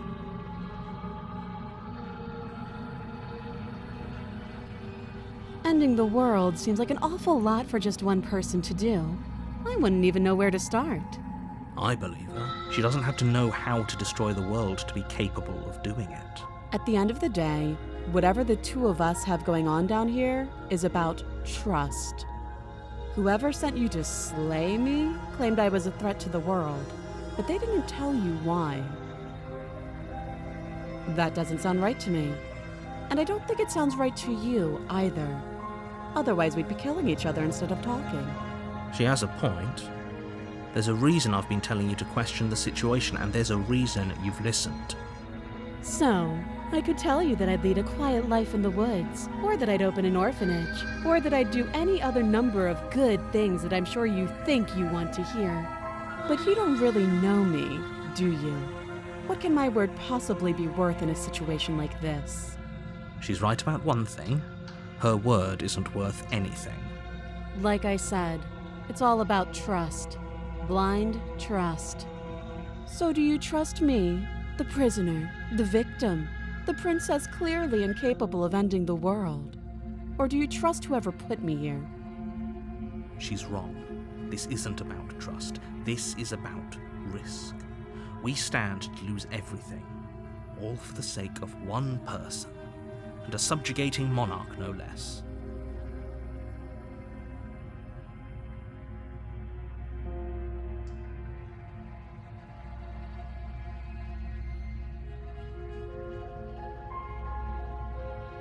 Too long. Again, Oh, have you decided? you know why you're here.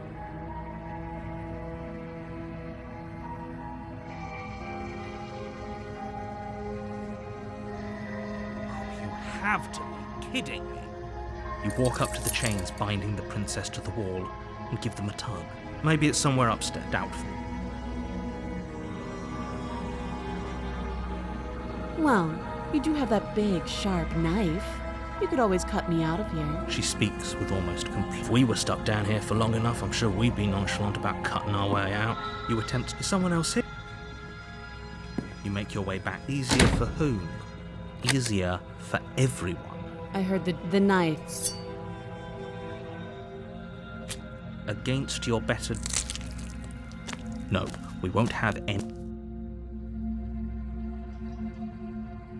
You bring the blade down on... Okay. There's no going back now. Though the blade left a deep gash in her shoulder, she barely so much as flinches. Are you serious? I don't know what came over you, but if we're doing this, I guess I'll... Do you think I need both of my arms to do that? I can beat you to death with one, but I don't have to tell you that. I'll go ahead and show you.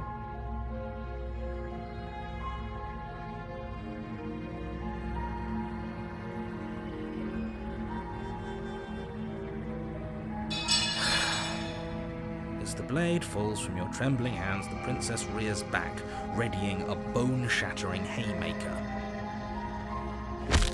You fall to your knees, barely able to process the ringing in your ears before she hits you again. Every blow is as punishing as the first.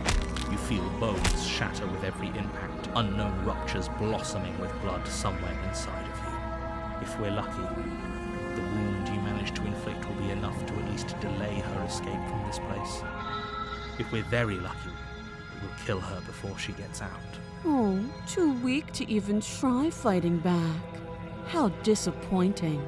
She places a confident heel on your chest and pushes you down to the ground.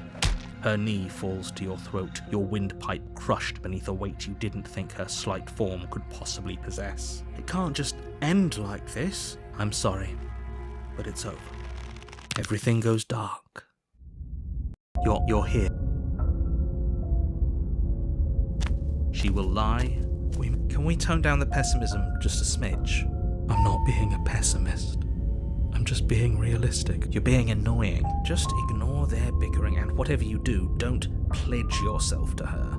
I cannot stress enough how absolutely catastrophic that would be for everyone, yourself included. I agree. If she's wrongfully imprisoned, then we should rescue her, but if he's telling the truth, we shouldn't just hand her the world on a silver platter. Rescue her? Given the stakes of the situation, there isn't really a difference between rescuing her and pledging yourself to her. Either would be terrible. So please try to ignore both of those knuckleheads and focus on saving the world. If that's what you want. The interior of the cabin is larger and more grandiose than its humble exterior would suggest. The only furniture of note is a massive marble altar with a pristine blade perched on its edge. The blade is your implement. You'll need it if you want to do this right. Why do we feel so small? We don't feel small. We are small.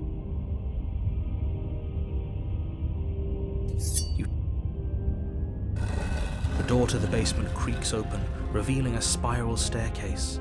Its steps almost as deep as you are tall. The smell of incense drifts up from below.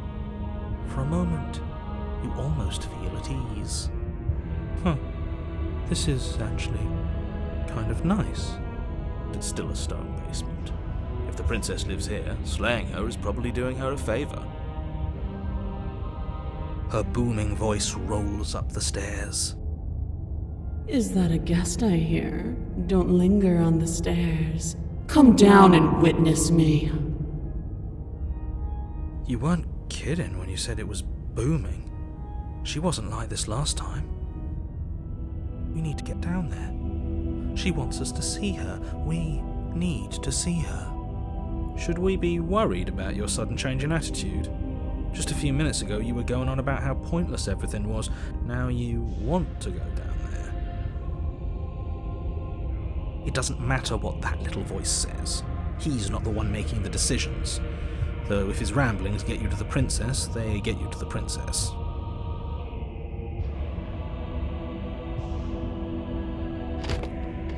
Making your way down the spiral staircase is a time-consuming and exhausting effort, every step requiring you to clamber over one edge before dropping to the next. But soon the end comes into view, and you tumble to the bottom, entering the vast, temple-like room beyond.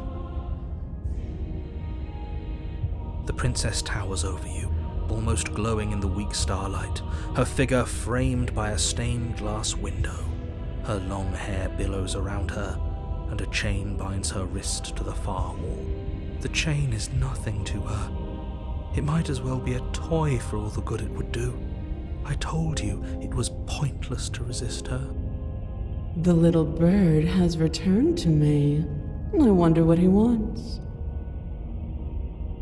You brought that knife again, even though you know it's useless. Such charming audacity. Drop it!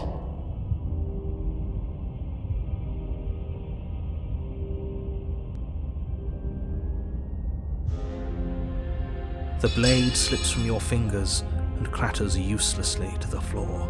We didn't have to do that. And yet you did. She's so much more than us. You wouldn't understand what it feels like to be in her presence. Oh, I understand what's going on, and you'd better snap yourself out of it. Kneel. On her command, you fall to the floor, knees painfully connecting with hard stone. That's my good little bird. Now, why don't we talk? The last time we met, you told me I was destined to end the world. That thought wrapped itself around my heart. It has pulled at me since the moment I squeezed the life out of your broken lungs. I could feel its fundamental truth awaken me. The collapse of the old is a necessary prelude to the birth of the new, and the world as it is now is overdue for alterations. It's time for me to seize my destiny, and you, little bird, will help me seize it. Well, that gives away the game, doesn't it? It does. But why did she say the last time we met? That's not right. That can't be right. She's right. We've been here before, and we've died here before. Pitifully. We might as well do what she asks of us and help her. She is inevitable. Can't you feel it? He's being melodramatic, but the point stands. What are we even supposed to do to stop her? Well, I'll be damned. That's not good. Okay, first things first, you're going to have to stuff those pessimistic thoughts someplace far, far away and commit yourself to what needs to be done. The stakes of the situation should be perfectly clear to everyone now. And if you're going to save the world, you have to have faith that you can pull this off. You can't win a battle that you've already lost in your mind.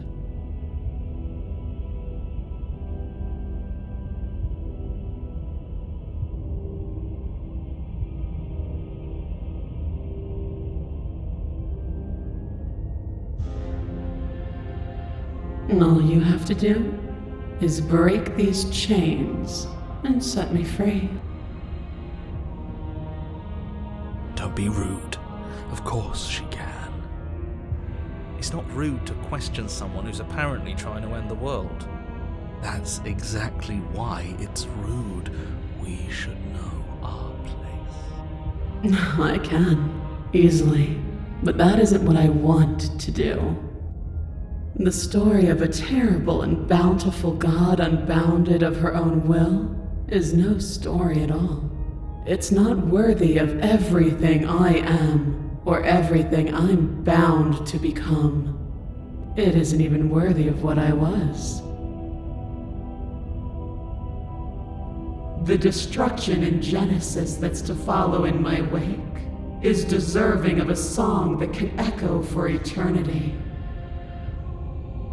The song of you, being so struck by my glory, so overwhelmed by what I am, that you feel you must deliver me into the world. And from your act of utter devotion and submission springs a new dawn, a better dawn. Submit now, submit later. It makes no difference. Because in the end, no matter how vainly you struggle against me, my will triumphs over yours.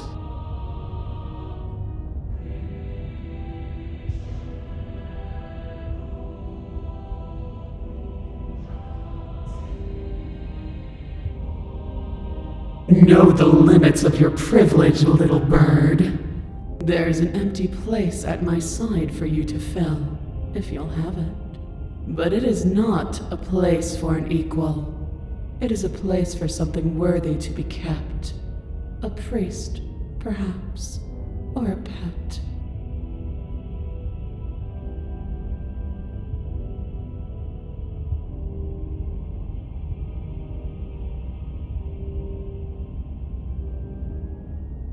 This isn't about desire. This is about what I am. And I have little interest in discussing destiny with one that cannot see the divine truth that shines in my heart.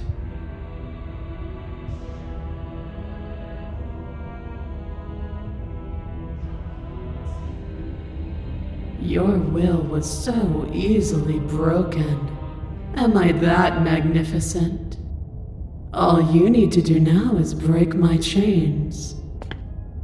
If this is what you want, then I guess there's not much else for me to say. No, you can't just give in to her, not when the stakes are so high, not when you're so close. I won't let you do this. There's still something in the way. A greasy film inside of you where it doesn't belong, trying to conceal you from me. Is that a person? No, it used to be a person. It's something different now. An echo. Is she talking about you? That's impossible. She's not supposed to be able to interact with me. You're a small one, aren't you? A shriveling little worm stretched beyond its limits, trying to control things that it can't understand. No. What are you talking about? I don't care what you are. You're mine. Rise, my little bird. Without hesitation, you're brought to your feet. Break my chains. And how are we supposed to do that? All we have is a blade. All you need to do is believe it's been done.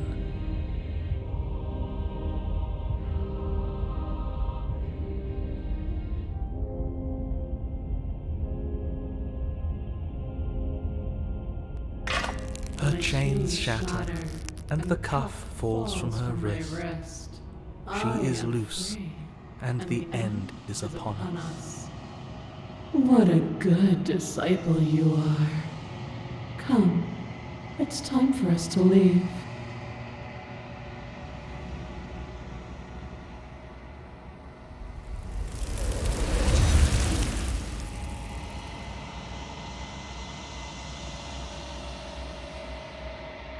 She's gone. Where did she go? Should we try and find? Is that a...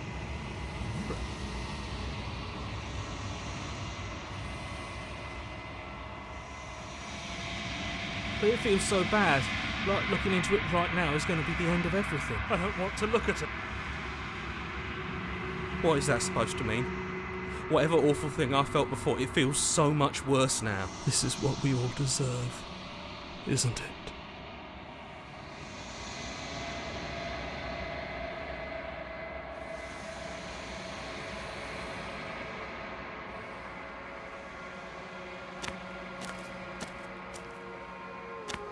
There's a world beyond the endless walls of the long quiet.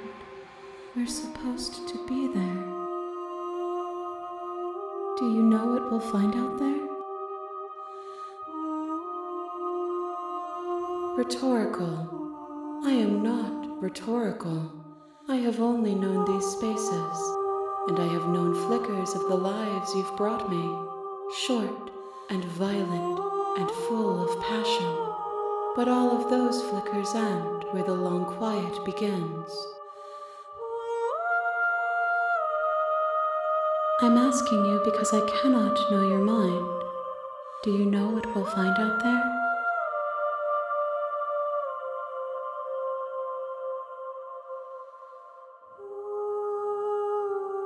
There is a warmth and sadness in me at the thought of people. Fresh tears on a winter's day. They are not like us. They do not last.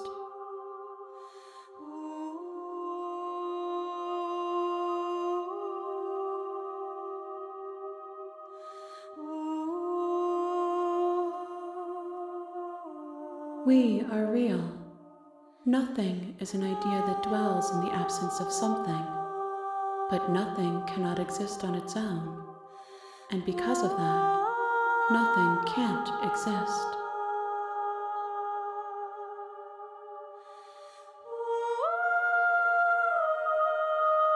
This one is dominance, a figure capable of bending everything to her will. She will make for a terrifying and divine heart. Do not mourn her, for she would not be able to mourn you.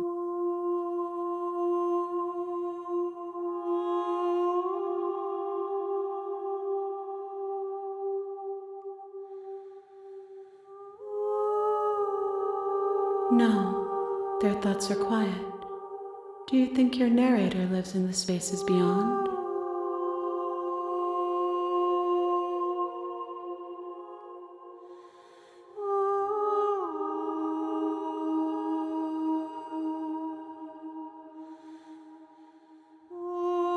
Do not look to one who fears me for your truth.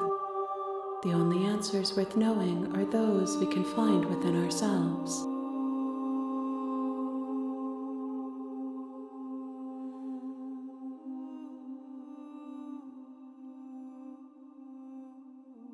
One, whatever you bring me next will be enough, and then gravity will pull the others back to me. I will be singular, a final multitude.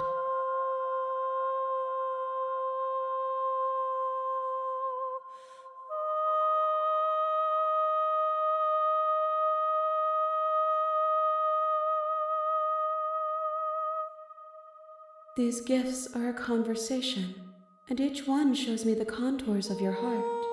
The only thing I want to see is what you choose for me when the thread is fully drawn.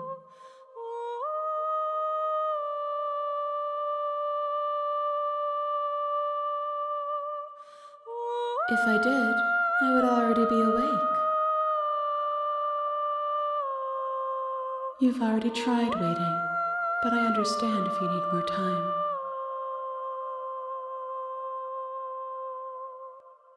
The next time I see you, each of us will finally know what we are. I will be here, waiting for you. You're on a path in the...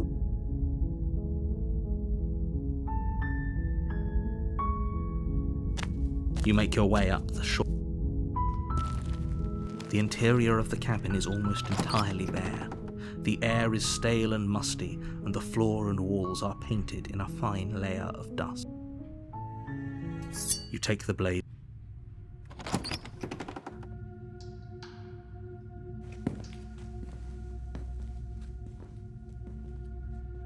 You step forward.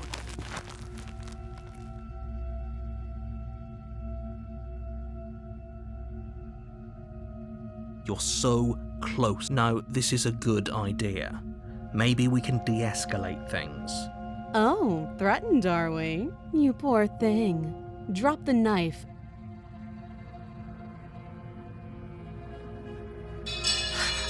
The blade tumbles out of your trembling hands and drops to the floor with an unceremonious... I know. I just said that. Now why are you...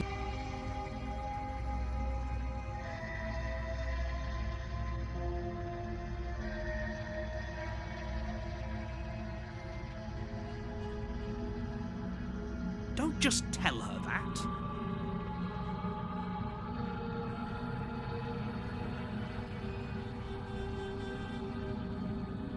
Ending the world seems like an...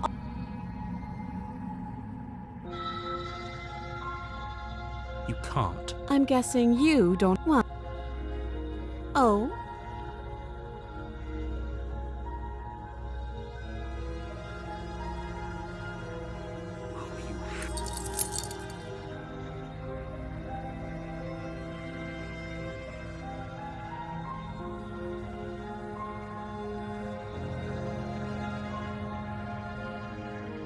That would be fine. I can lose an arm.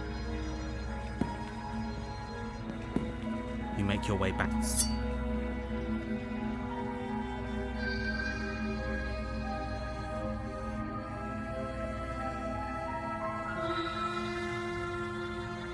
Without hesitation, you bring the blade down.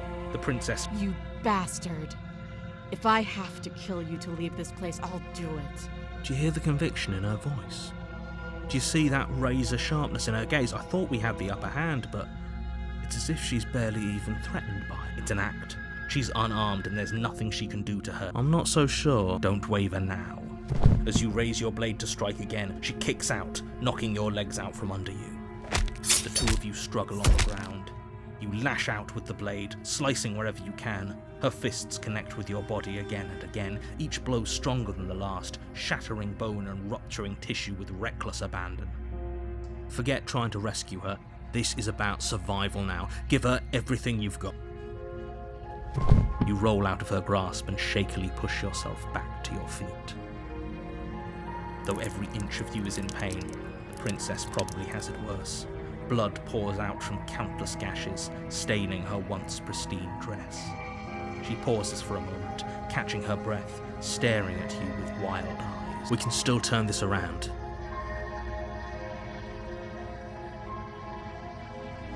You steel your resolve and take another step towards the princess. You probably won't make it out of here alive, but you can at least make sure she won't make it out of here. Excuse me? What was that about not making it out of here alive? Do you think this is what I wanted to happen? I have a duty to state the facts of the situation, and honestly, it's a miracle anyone is still standing. Can you not feel all those ruptured organs bouncing around in there? If the princess doesn't do our friend in herself, internal bleeding is certain to finish the job. The two of you clash for the final time. You feel your ribs break as she delivers a heavy blow, but you push through the pain, falling forward and sinking your blade deep into the princess's heart. Oh. Two of This was fun. You put up more of a fight than I thought you would. But I have to wonder, do you really think this is the end? But you don't have the time to worry over her words. Everything goes dark.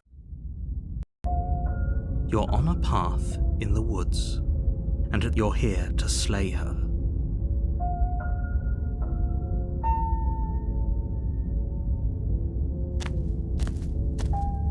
A warning. She will lie. Lying and cheating doesn't sound like her at all. Not that it matters. It's not like she can lie or cheat in the middle of a fight. Are you sure about that? The point of my warning wasn't to start an argument over what circumstances the princess is capable of lying in. It was to give you some broadly applicable. The princess will do and say whatever she thinks it will take to get her out of there.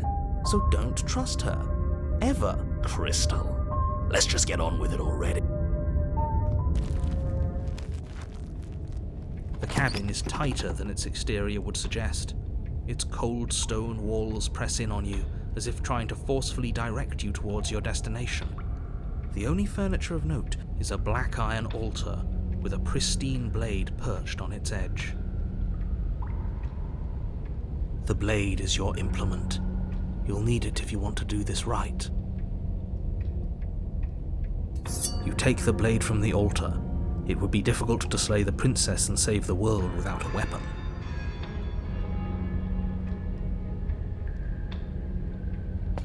You walk up. What do you You reach forward and rub your hand against the cabin wall. I hope you know that there was a minute. And now it's gone, so all of us can stop arguing about it and get to fighting. The door to the basement creaks open, revealing a rough stone staircase, its walls pressing at your sides and tightening as you descend. The air seeping from below is heavy and oppressive, with an almost sulphuric odor to it. If the princess lives here, slaying her would probably be doing her a favor. Her fierce voice carries up the stairs. Is that another challenger? Finally. It's been ages since I've had a good fight. This isn't what she sounded like last time. Her voice is a little deeper, almost threatening. Good. Sounds like my kind of princess. As much as I appreciate the enthusiasm, just make sure you don't let your bloodlust get to your head. You need to stay focused and keep your wits about you. Remember, you're here to slay the princess, not to have a good fight. As you descend the final step, the form of the princess comes into view. A large shackle leading from her wrist to the basement wall. Looks like she could rip those chains out of the wall without a second thought. Oh, it's you again. I'd been hoping you'd find your way back here. Good to see that death doesn't stick for either of us. And you brought your little knife, too. Yes! I'm going to have fun breaking you into little pieces. You look exactly the same. All right, fine. If you're not going to address it, I will. What? You've already met the princess has already met you. The two of you killed each other. Did you think you'd be able to just openly talk about all that without me noticing? Maybe. You did seem to just gloss over the whole thing for a while. Of course I glossed over it. When a colleague says something insane, glossing over it is one of the best ways to stay focused and keep moving forward. Enough is enough. I believe you. That's all the more reason to take this serious. You don't know that whatever brought the two of you back to life isn't a fluke. And beyond that, do you know who doesn't remember anything that happened last time? Me. I don't remember. Are you okay? Of course I'm not okay. As far as we're all concerned, the fate of my world is still very much on the line. Not all of us have the luxury of jumping over to a parallel universe the second we die.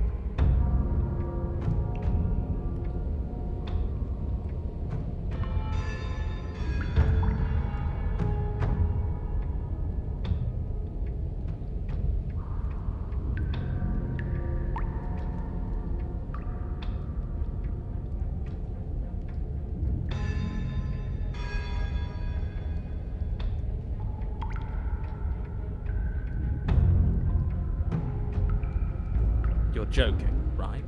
I'm just going to pretend that you're joking. Yeah, you better be joking. We can't win unless you take the...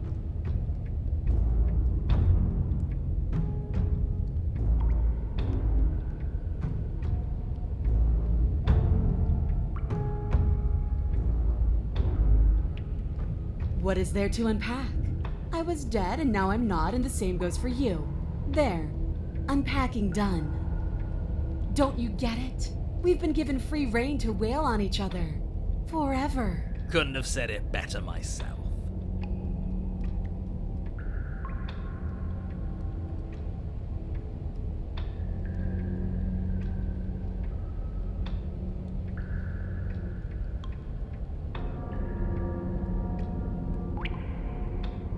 Oh, I remember you all right. Best 3 minutes of my life.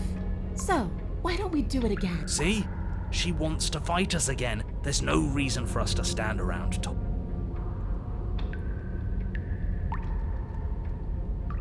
Free her? You aren't... I don't know why I'm even bothering, to be honest. You know the stakes of the situation. Who says I want to be free?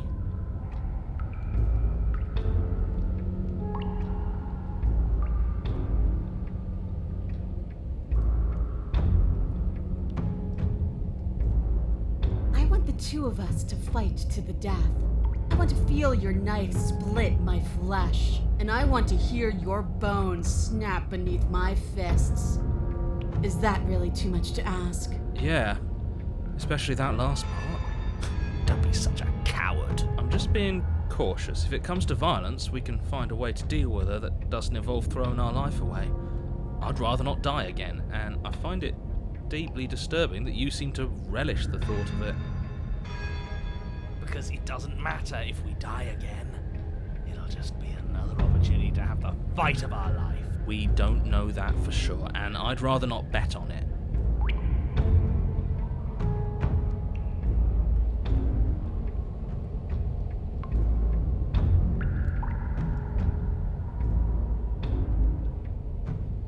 I'm sorry, did I hear that right? Did you just say you're going to try and free her? She doesn't even want to be free. Exactly.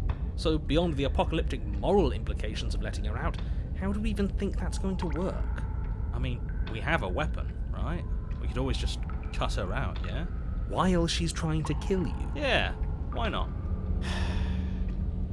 And then what? Do you think she'll just follow you out of here? Maybe. I don't know. It's worth a shot, isn't it? No, it's not.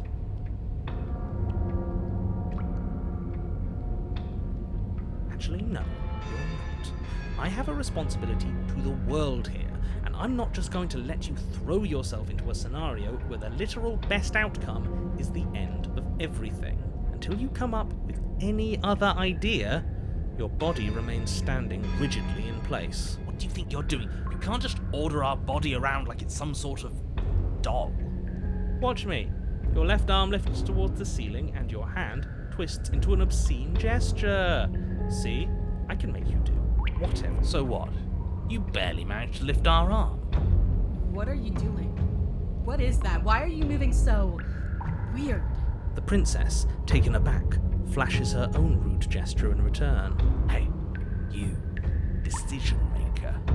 I want us to fight her as much as he wants us to kill her, but this is bullish. Just ignore him. If you want to try and free her, I don't think there's much he can do to actually stop you. You know what?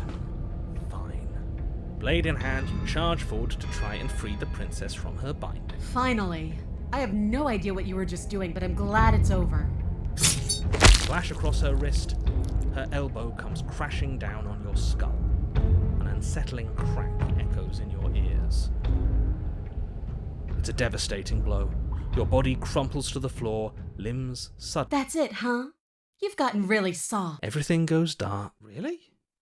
In just one blow? Yes. Oh, come on, that's hardly fair. We're not dead. You're just flipping the table over. It is what it is.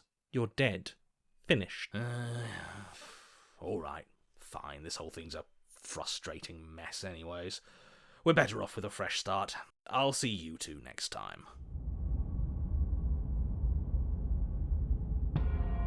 You're on a path in the wood. You're strong, but you're bullheaded. This isn't a fight, it's a puzzle. She's stronger than us, but we can use that to our... I hate puzzles. Yeah, of course. I've never done a puzzle myself, but anything that doesn't get us beaten to death is good in my book. What do you have in mind? Same thing as last time, only we'll be smarter about it. We're getting her out of there. After that, we're seeing what happens. Are you insane? Do you have any idea how dangerous that would be? If she gets out of here, that's it. Game over for everyone, yourself included. Are you not challenging us on all the looping? Have you known about it the whole time? Are you the same one we've been talking to since the beginning? Why the lies? Why have you been playing the fool? What good could it possibly accomplish? Sorry to disappoint what I'm sure must feel like a grand revelation, but that's not what's going on here. We've never met. Enlighten me, then. I have no memory of meeting you, but you've clearly seen things you weren't supposed to have seen. You'd only be saying the things you've been saying if you'd already been here. So where does that leave us? It leaves us exactly where we started, and where I'm sure you've already been before. The princess, left unhindered, will bring about the end of the world. You have to put a stop to her. The only way to do that is to slay her. But we didn't stop her last time. We died. Yet here we are in a world unended. A different world unended, to be sure, but there's still solid ground beneath our feet. What the hell are you going on about? Even if he isn't lying, reality clearly continues to be real. So I want to see what happens when she leaves. I think we all need to see the truth. You absolutely do not need to see that. I've already told you the truth, and the only thing to see after she leaves is the end of everything. It's not worth it. The truth is always worth it. If we're going to get to the bottom of things, we need to have a method. We need to isolate a variable, and right now her interaction with the outside world is the most interesting variable there is. It's one of the only things we haven't seen. As much as I appreciate your dedication to scientific rigor, your core assumptions are all wrong. This isn't a puzzle, and this isn't an experiment. It's a do-or-die situation with apocalyptic consequences. And might I remind you that, while it may seem consequence-free to you, that does not make it consequence-free to me, or to the people I'm trying to protect. And for all you know, the end isn't really consequence-free to you. You said yourself that the world is different than what you've already seen. It isn't supposed to be, and if things are changing, they're changing for the worse. It's just how things work here. Treat this like it's your last attempt. Screw it. I'm sick of this smug asshole telling us what to do. If you need help busting her out of there, I'm your man. Welcome aboard. And if things go bad once we get her out of the cabin, well, at least you'll be able to get the fight you wanted. The rest of you had better keep those two in check. They're far along the edge of a dangerous path. Don't let them go any further.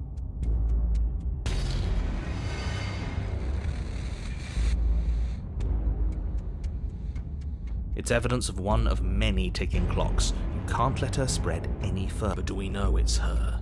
For all we know, he's in control, pulling the strings to make us too afraid to do anything but slay her. For all we know, it could be us making the changes. Exactly. And at least as things are now, there's no way for us to know. But the world is clearly not as it seems.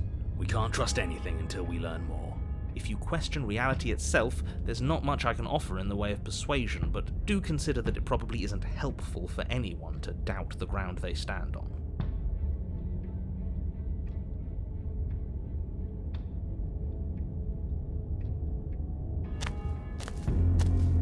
It isn't long before you find yourself at the end of the path, staring up the hill at the cabin. I hope you've given serious thought to your predicament. No last advice for us? No words of warning? From what I gather, you've heard it all before. There's no use screaming into the wind. I don't know, screaming sounds pretty good right about now. I could use a little catharsis. There'll be time for that later. For now, you know what you have to do. The interior of the cabin is suffocatingly tight, more of a glorified tunnel than a building. Its stone walls squeeze against your sides, leaving you no choice but to press forward. The only furniture of note is an iron altar jutting out from the wall, a pristine blade perched on its edge. The blade is your implement. You'll need it if you're going to do this right. But there's nowhere to go in here. This is just a hallway with a mirror at the end of it. A mirror? But there isn't a mirror here. There's the iron altar, the blade sitting on the altar, and the door to the basement. Does he really not see it? Or maybe what we see as a mirror, he sees as a door. It is a door. And before you ask, no, it's not a mirror-shaped door. The object at the end of this room is both door-shaped and a door. There shouldn't be any room for mistake. Who cares what it is? It's in our way, we should smash it. Take it. Good. Wouldn't want to be pushed around without a way to push back. She likes when we can push back, doesn't she? This really is just like last time. Can you really not see the mirror? Or is pretending it doesn't exist another one of your rules? There isn't a mirror. Is it a rule to say that there isn't a mirror when there's clearly one right there? Because if it is, it's not a very good one. I'm inclined to agree, but we don't know how things work here, do we? Just smash it already. You bring your fist crashing down against the door leading to the basement. It swings open, scraping against the floor as it reveals the... Why am I not surprised? It was in our way, and now it's not. That's all that matters. Before you is what may as well be a sheer cliff face. There are enough footholds that you'll be able to clamber your way to the bottom, but it will require careful effort. The air hissing up from below is warm and wet, like the breath of an enemy locked in close quarters. If the princess lives here, slaying her is probably doing her a favor. Her voice, bold and fierce and impatient, echoes from the chamber below. Do you have more fight in you than last time? That was such a disappointing show. I know you can do better than that. She hasn't changed as much as she did the time before. She still wants a fight, which means we still know her. We can use that to our advantage.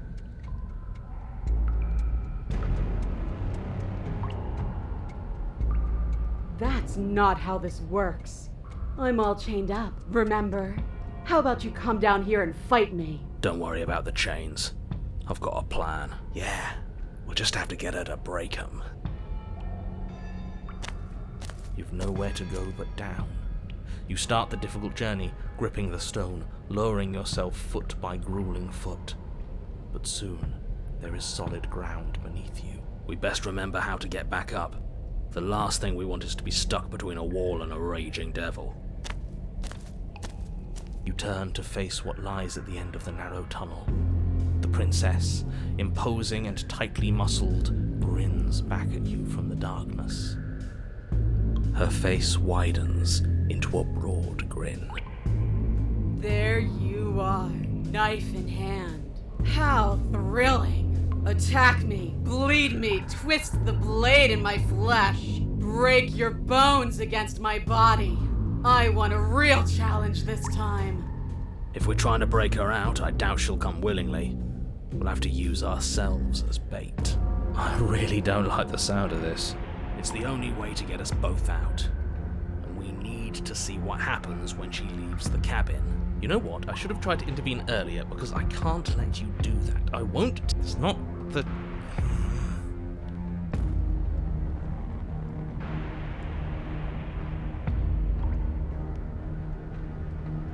Yeah, doesn't feel nice to be yanked around against your will, does it? Well, what are you waiting for? If we're gonna do this right, you can't be scared. You need to want this as much as I do. So go on. Make the first move. Don't keep me waiting.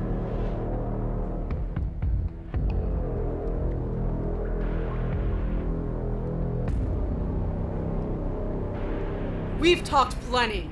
I'm sick of talking. I'm sick of you standing just out of reach and teasing me with a fight you won't let me have. You disappointed me last time, so you don't get to choose what happens next. Bloody desire in her eyes, the princess rushes forward, ignoring her chains as they bend and snap.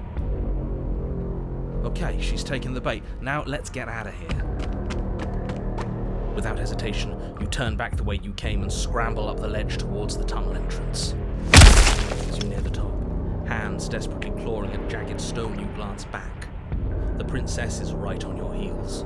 She doesn't bother to scale the wall as you do, instead digging deep into the rock of the cliff face with her fingertips in her rapid pursuit. Anywhere you go, I will follow. We're planning on it. You reach the ledge and hoist yourself up into the tunnel, the cabin door finally in sight, at once within your grasp and infinitely distant. What is all of this for? What's the point? You and I are always going to end in violence, so why bother to run? I know what I am. Why can't you be the same? You continue to the door. It'd be a real shame if it were stuck. Don't listen to him. Locks are nothing, just barrel through. No! Skin hums tight with adrenaline as you burst through the cabin door and roll onto the grass. You bastard. You glance back at the cabin as the princess, singular in her desire to destroy you, explodes through the doorway. So, this is what the end looks like. What is this place? Where are we? This doesn't feel right. It's cold. Why is it so cold? I feel so tired.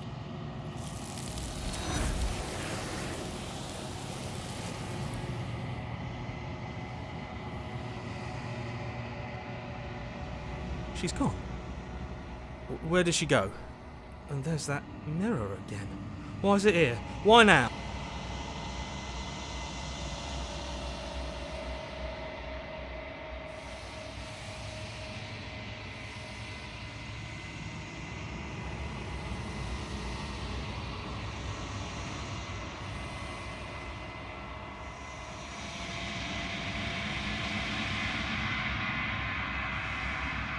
I think you know what I am.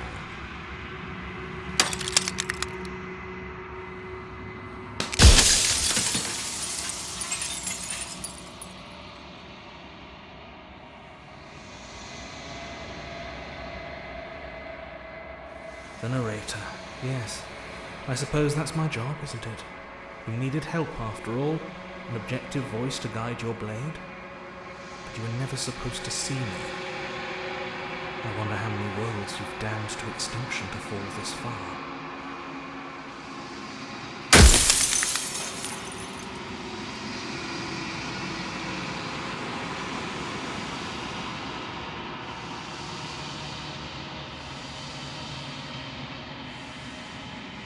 Then ask them, and make it quick. I won't last for long now that you can see me.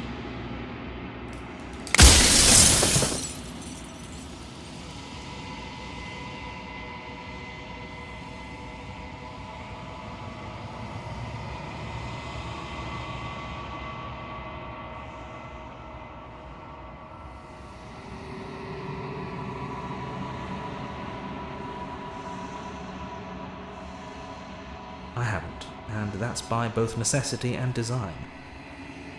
This construct you're in exists in many places at once. Anytime you failed, anytime you thought yourself dead, it would restart and shunt both your consciousness and hers into another world. But you'll be awake soon, and then it won't be able to work like that anymore.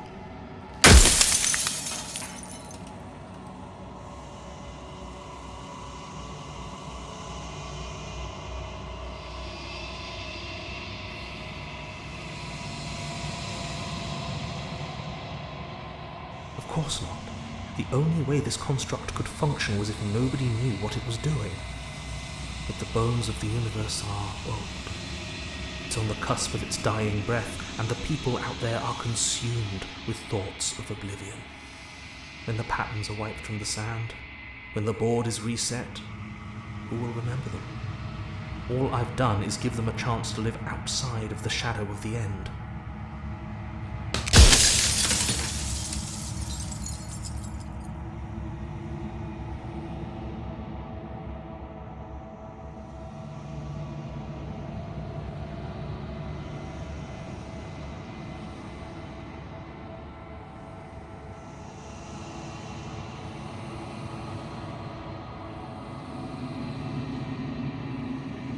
Any other version of me you talked to was just that, a version of me.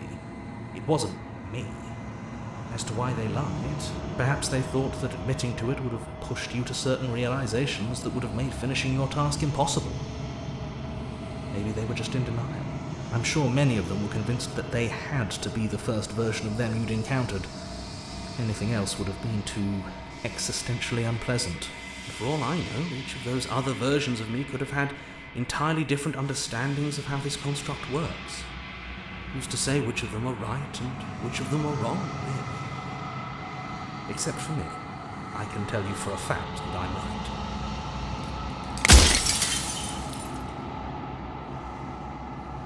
You're the long quiet, the god I made to rid the world of death.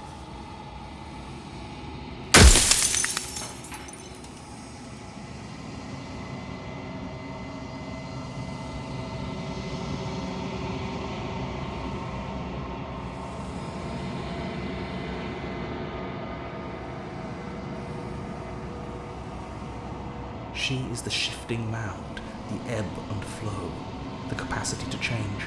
She is transformation, or most of it. Her nature is why I had to die, for she becomes that which others perceive her to be. But an echo can't perceive things, not in the way that people can. So I tucked a part of myself into the folds of this construct to guide you. This isn't the end just yet. You can still destroy her and save everyone. You were made to do this single task, and you will still have a chance to fulfill your purpose once I'm gone.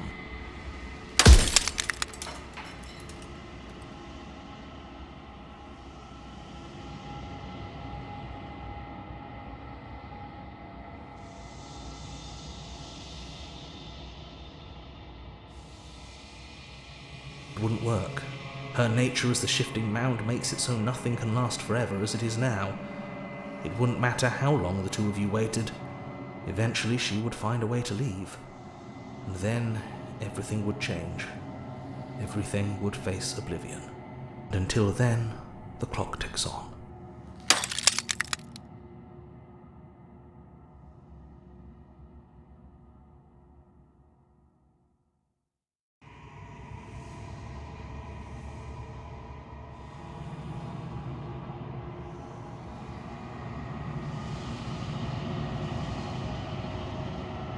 There is.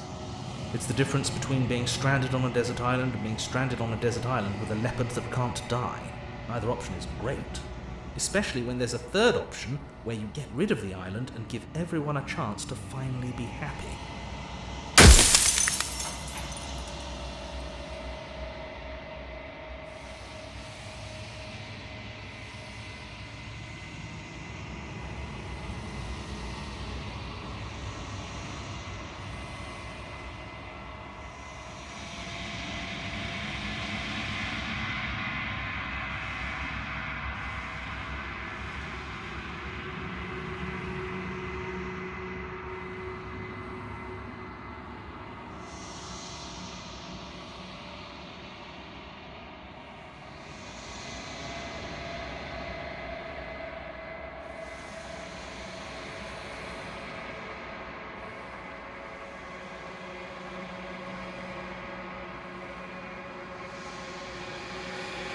As you are now, you won't be able to will her into anything.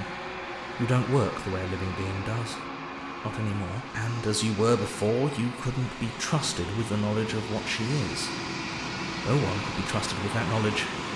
Intrusive thoughts have a way of creeping in and ruining everything. It's why I had to die.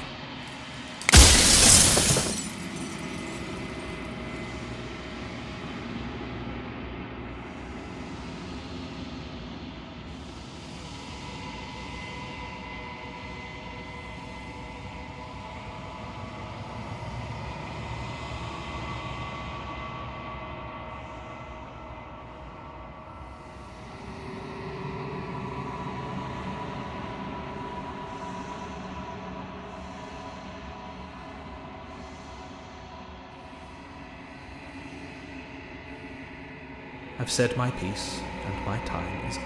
I'm just an echo, and every echo fades away. You know what you have to do.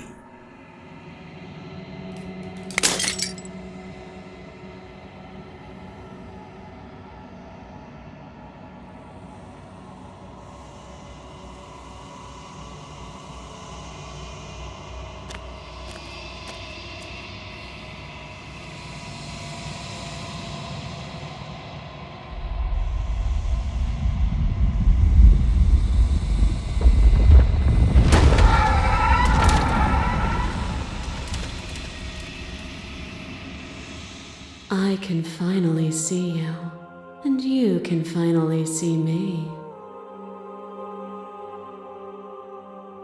It's been so long, and my heart has ached for this moment.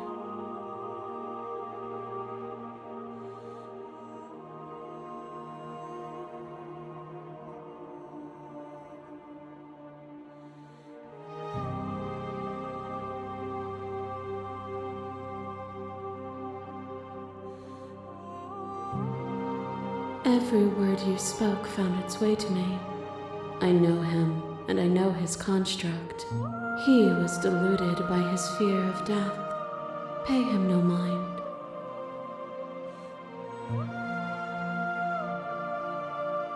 Names are their attempts to capture that which cannot be captured.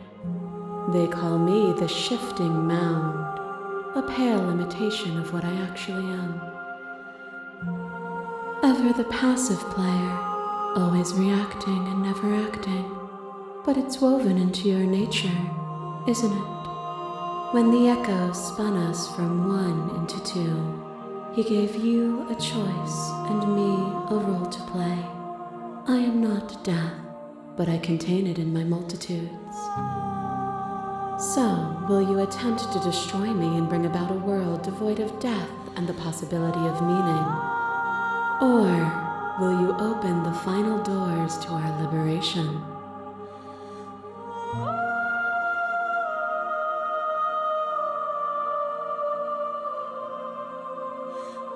Even as your eyes begin to open, you still hold on to the notions of is and is not, of beginning and end, pitch black islands in the blinding light of the infinite. There is nothing to resolve, nothing restraining us but us.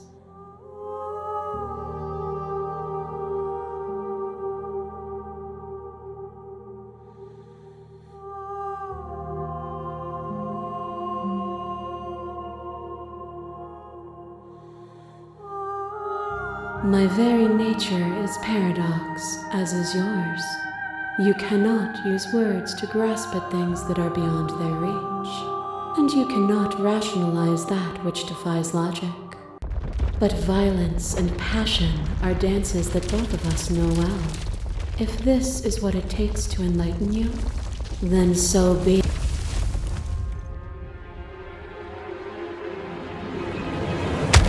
Brutality splashes you against the walls, but with stubborn defiance you rise again and free the one who doesn't know she needs freeing. I didn't know what to make of it then, but I know now. You delivered to me the gift of truth, and now it is my turn to deliver the same gift to you. Do not hide from it. Without obstacles to overcome, we stagnate into nothing.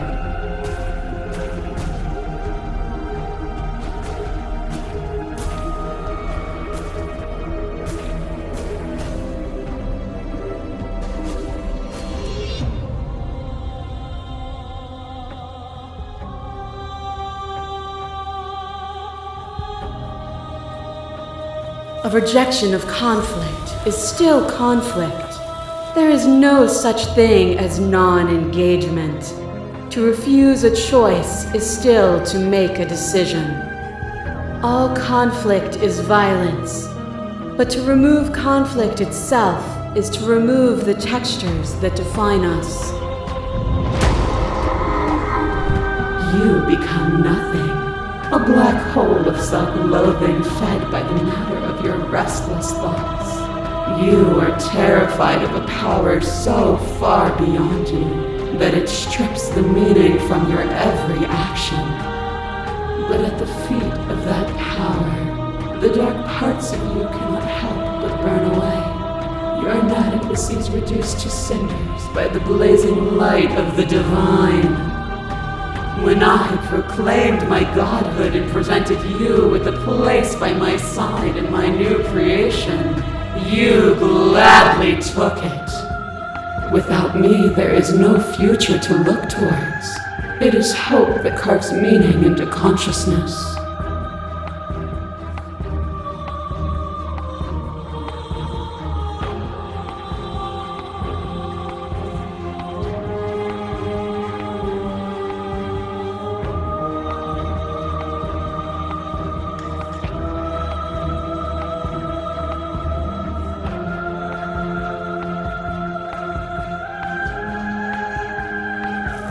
And through your lack of one, you too were consumed. Yet together, we were able to create something beautiful. A shiver passes through you as unseen fingers, cold as the grave, dance across your skin. They remember the violence you inflicted on them, and yet they do not return it. I offer you a path to your redemption, and you take my hand in yours. You felt the pain you caused another, and you were willing to sacrifice everything you thought was you to set me free. Without sin, there is no redemption.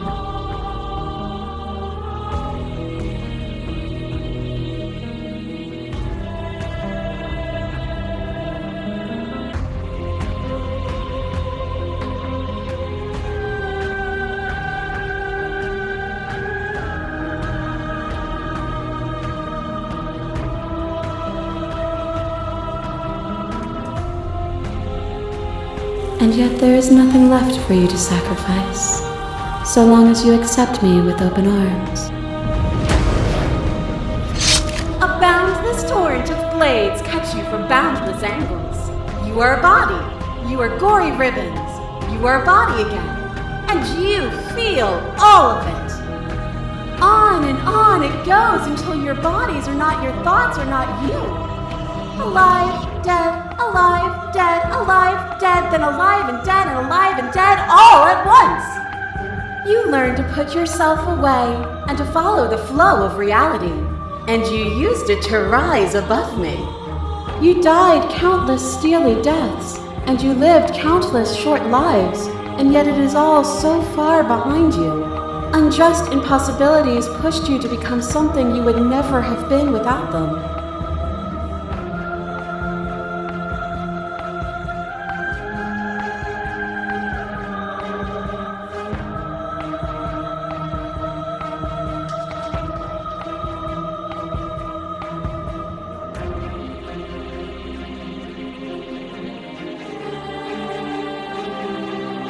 Were we self-destructive, or did the beauty of our dance reach beyond the shadow of death? It was lethality that made us what we were.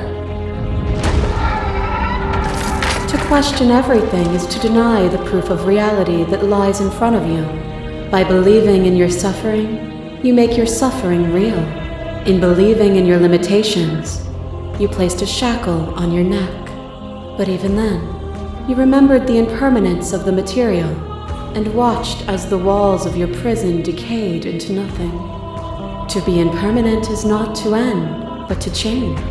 And for the world to be impermanent is to make finite the suffering of all things. Would you strip that gift away and leave them all to suffer in their permanence?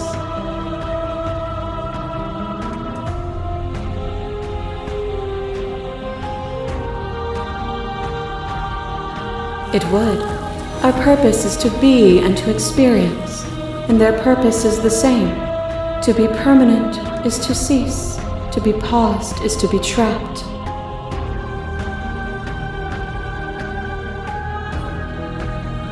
Are you starting to see? Nothing is immutable. Everything that is exists only in relation to everything it isn't. There is no constant. There is no center.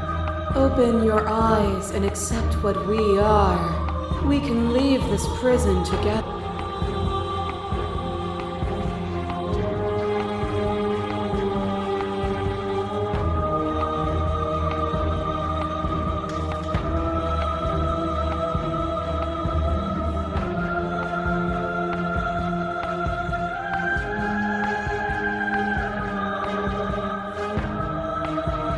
This universe dies, and a new one is born. And that one dies, and a new one is born. And you and I get to witness it all, weaving a tapestry of life wherever we go.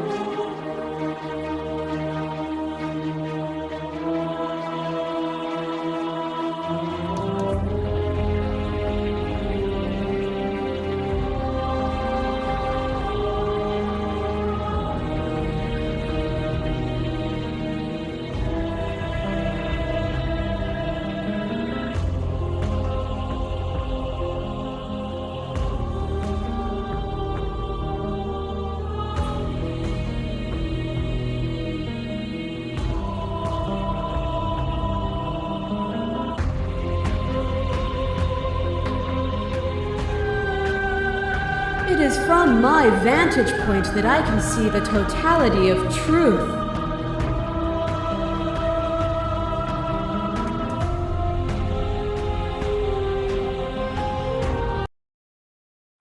Nothing brings me greater joy than to hear those words.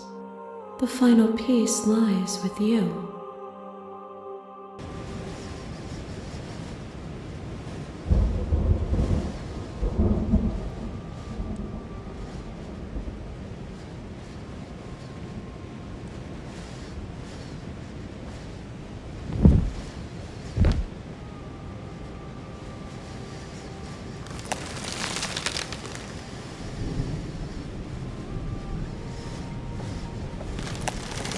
I love you.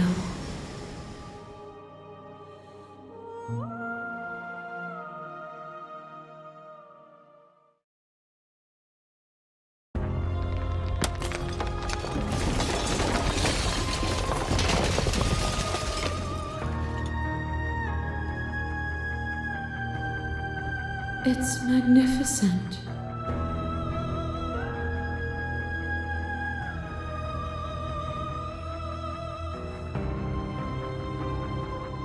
Everything, just like it always has been, and just like it always will be.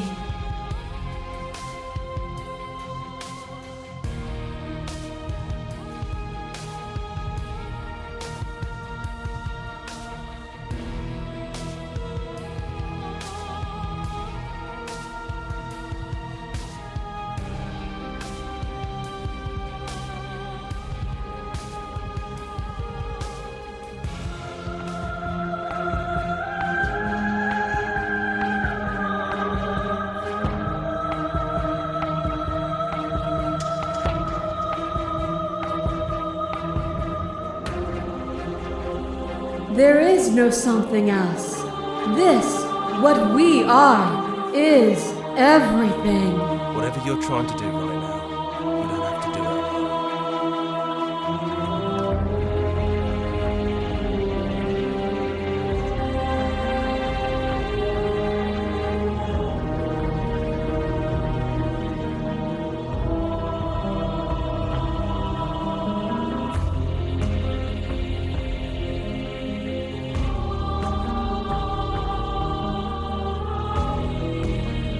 I don't think that's wrong, but I'm not sure it's right either. But we can worry about all that later. There's too many things wrong with us out here. If you want to get through to her, you need some way to get through all of that divine confidence.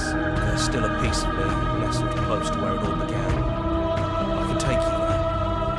I can take you to her heart. It's time to resume our dance. She's relentless, isn't she? Let's make this quick. Are you ready? Then let's go.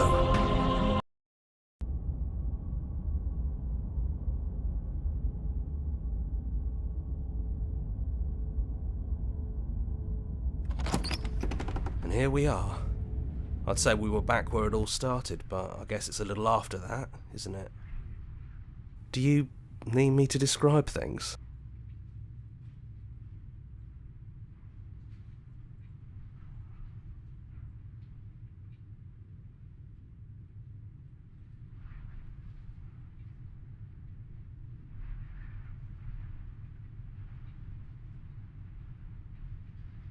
It's just us.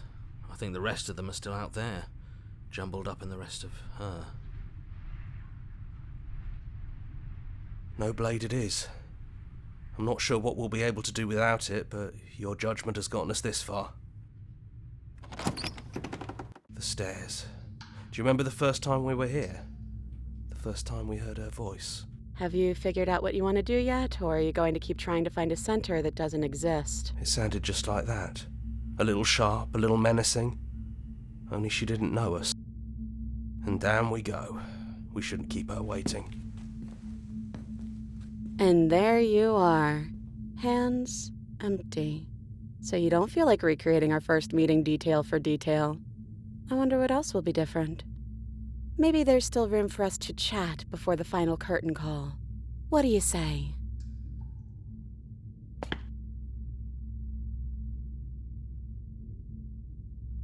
Honestly, me neither. No. I feel like I'm myself again.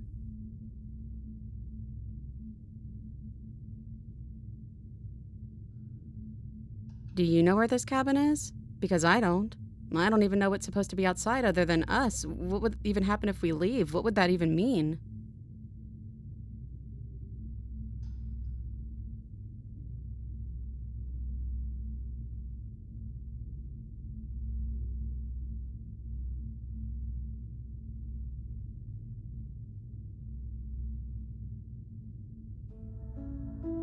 Okay then.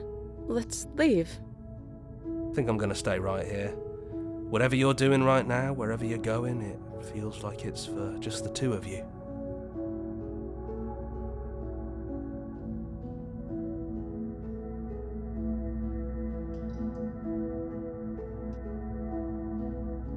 Yeah, it wouldn't feel right. But I'll be okay. I don't think I'll be alone for long either. I'm sure I can find the others.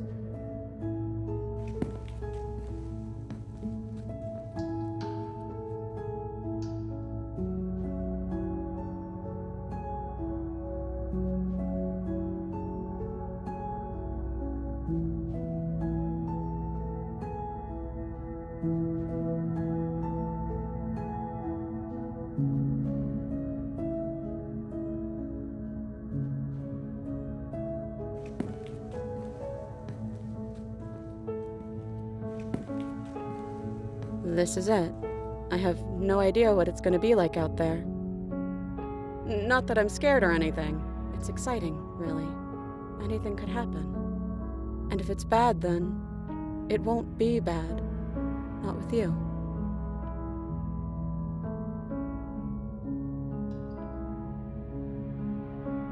I love you too. But I'm trying not to be sappy about it. Don't make me get all emotional.